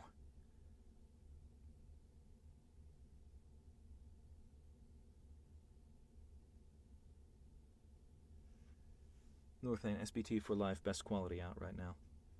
Thank you. Yeah, they do really good work. I'm really happy to be working with them. All right. Well, that'll bring us to a conclusion on the cold read for today. I think I may be able to do one more, depending on how far into the book I am, because I think I'm about a third. So that will put us, some gamer, cheers. Cheers to you. That'll put us right around where we need to be, and then future reads will be on Discord. So whether or not it's on Discord or on here, I'll let Anna know, and it will happen on Saturday. Most likely somewhat earlier in the day. Also, I'll be sending the... Yeah, I mean, hey, 3 hours in the booth is not bad. And then I gotta come back and do that. That's a lot. Yes, it is. Thank you. Perfect. Not yet a third in. Good. So that'll give us one more cold read that I can do on Saturday. I'll probably keep it around this length as well. And then from then on, future streams will be on Discord. And also keep an eye out for the cold reads on the Sound Booth Theater app, because I'm going to be sending the audio for this and the previous cold read in to our engineering team today or tomorrow. And we will get that up on the app so you can keep these. And they'll be on the app up until the book releases. So yeah, that'll be cool. And then... yeah, you'll see a lot of me on the channel. I do cold reads on here all the time for my current projects. And yeah, I know Jeff's streaming Wednesday through Friday this week. So then I'll pick it up on Saturday. And until then, thank you all for stopping in. I'm very happy to be sharing this with all of you. Anna, thank you for entrusting me with your work. And until next time, you all have a lovely rest of your week. Thanks, guys. Bye.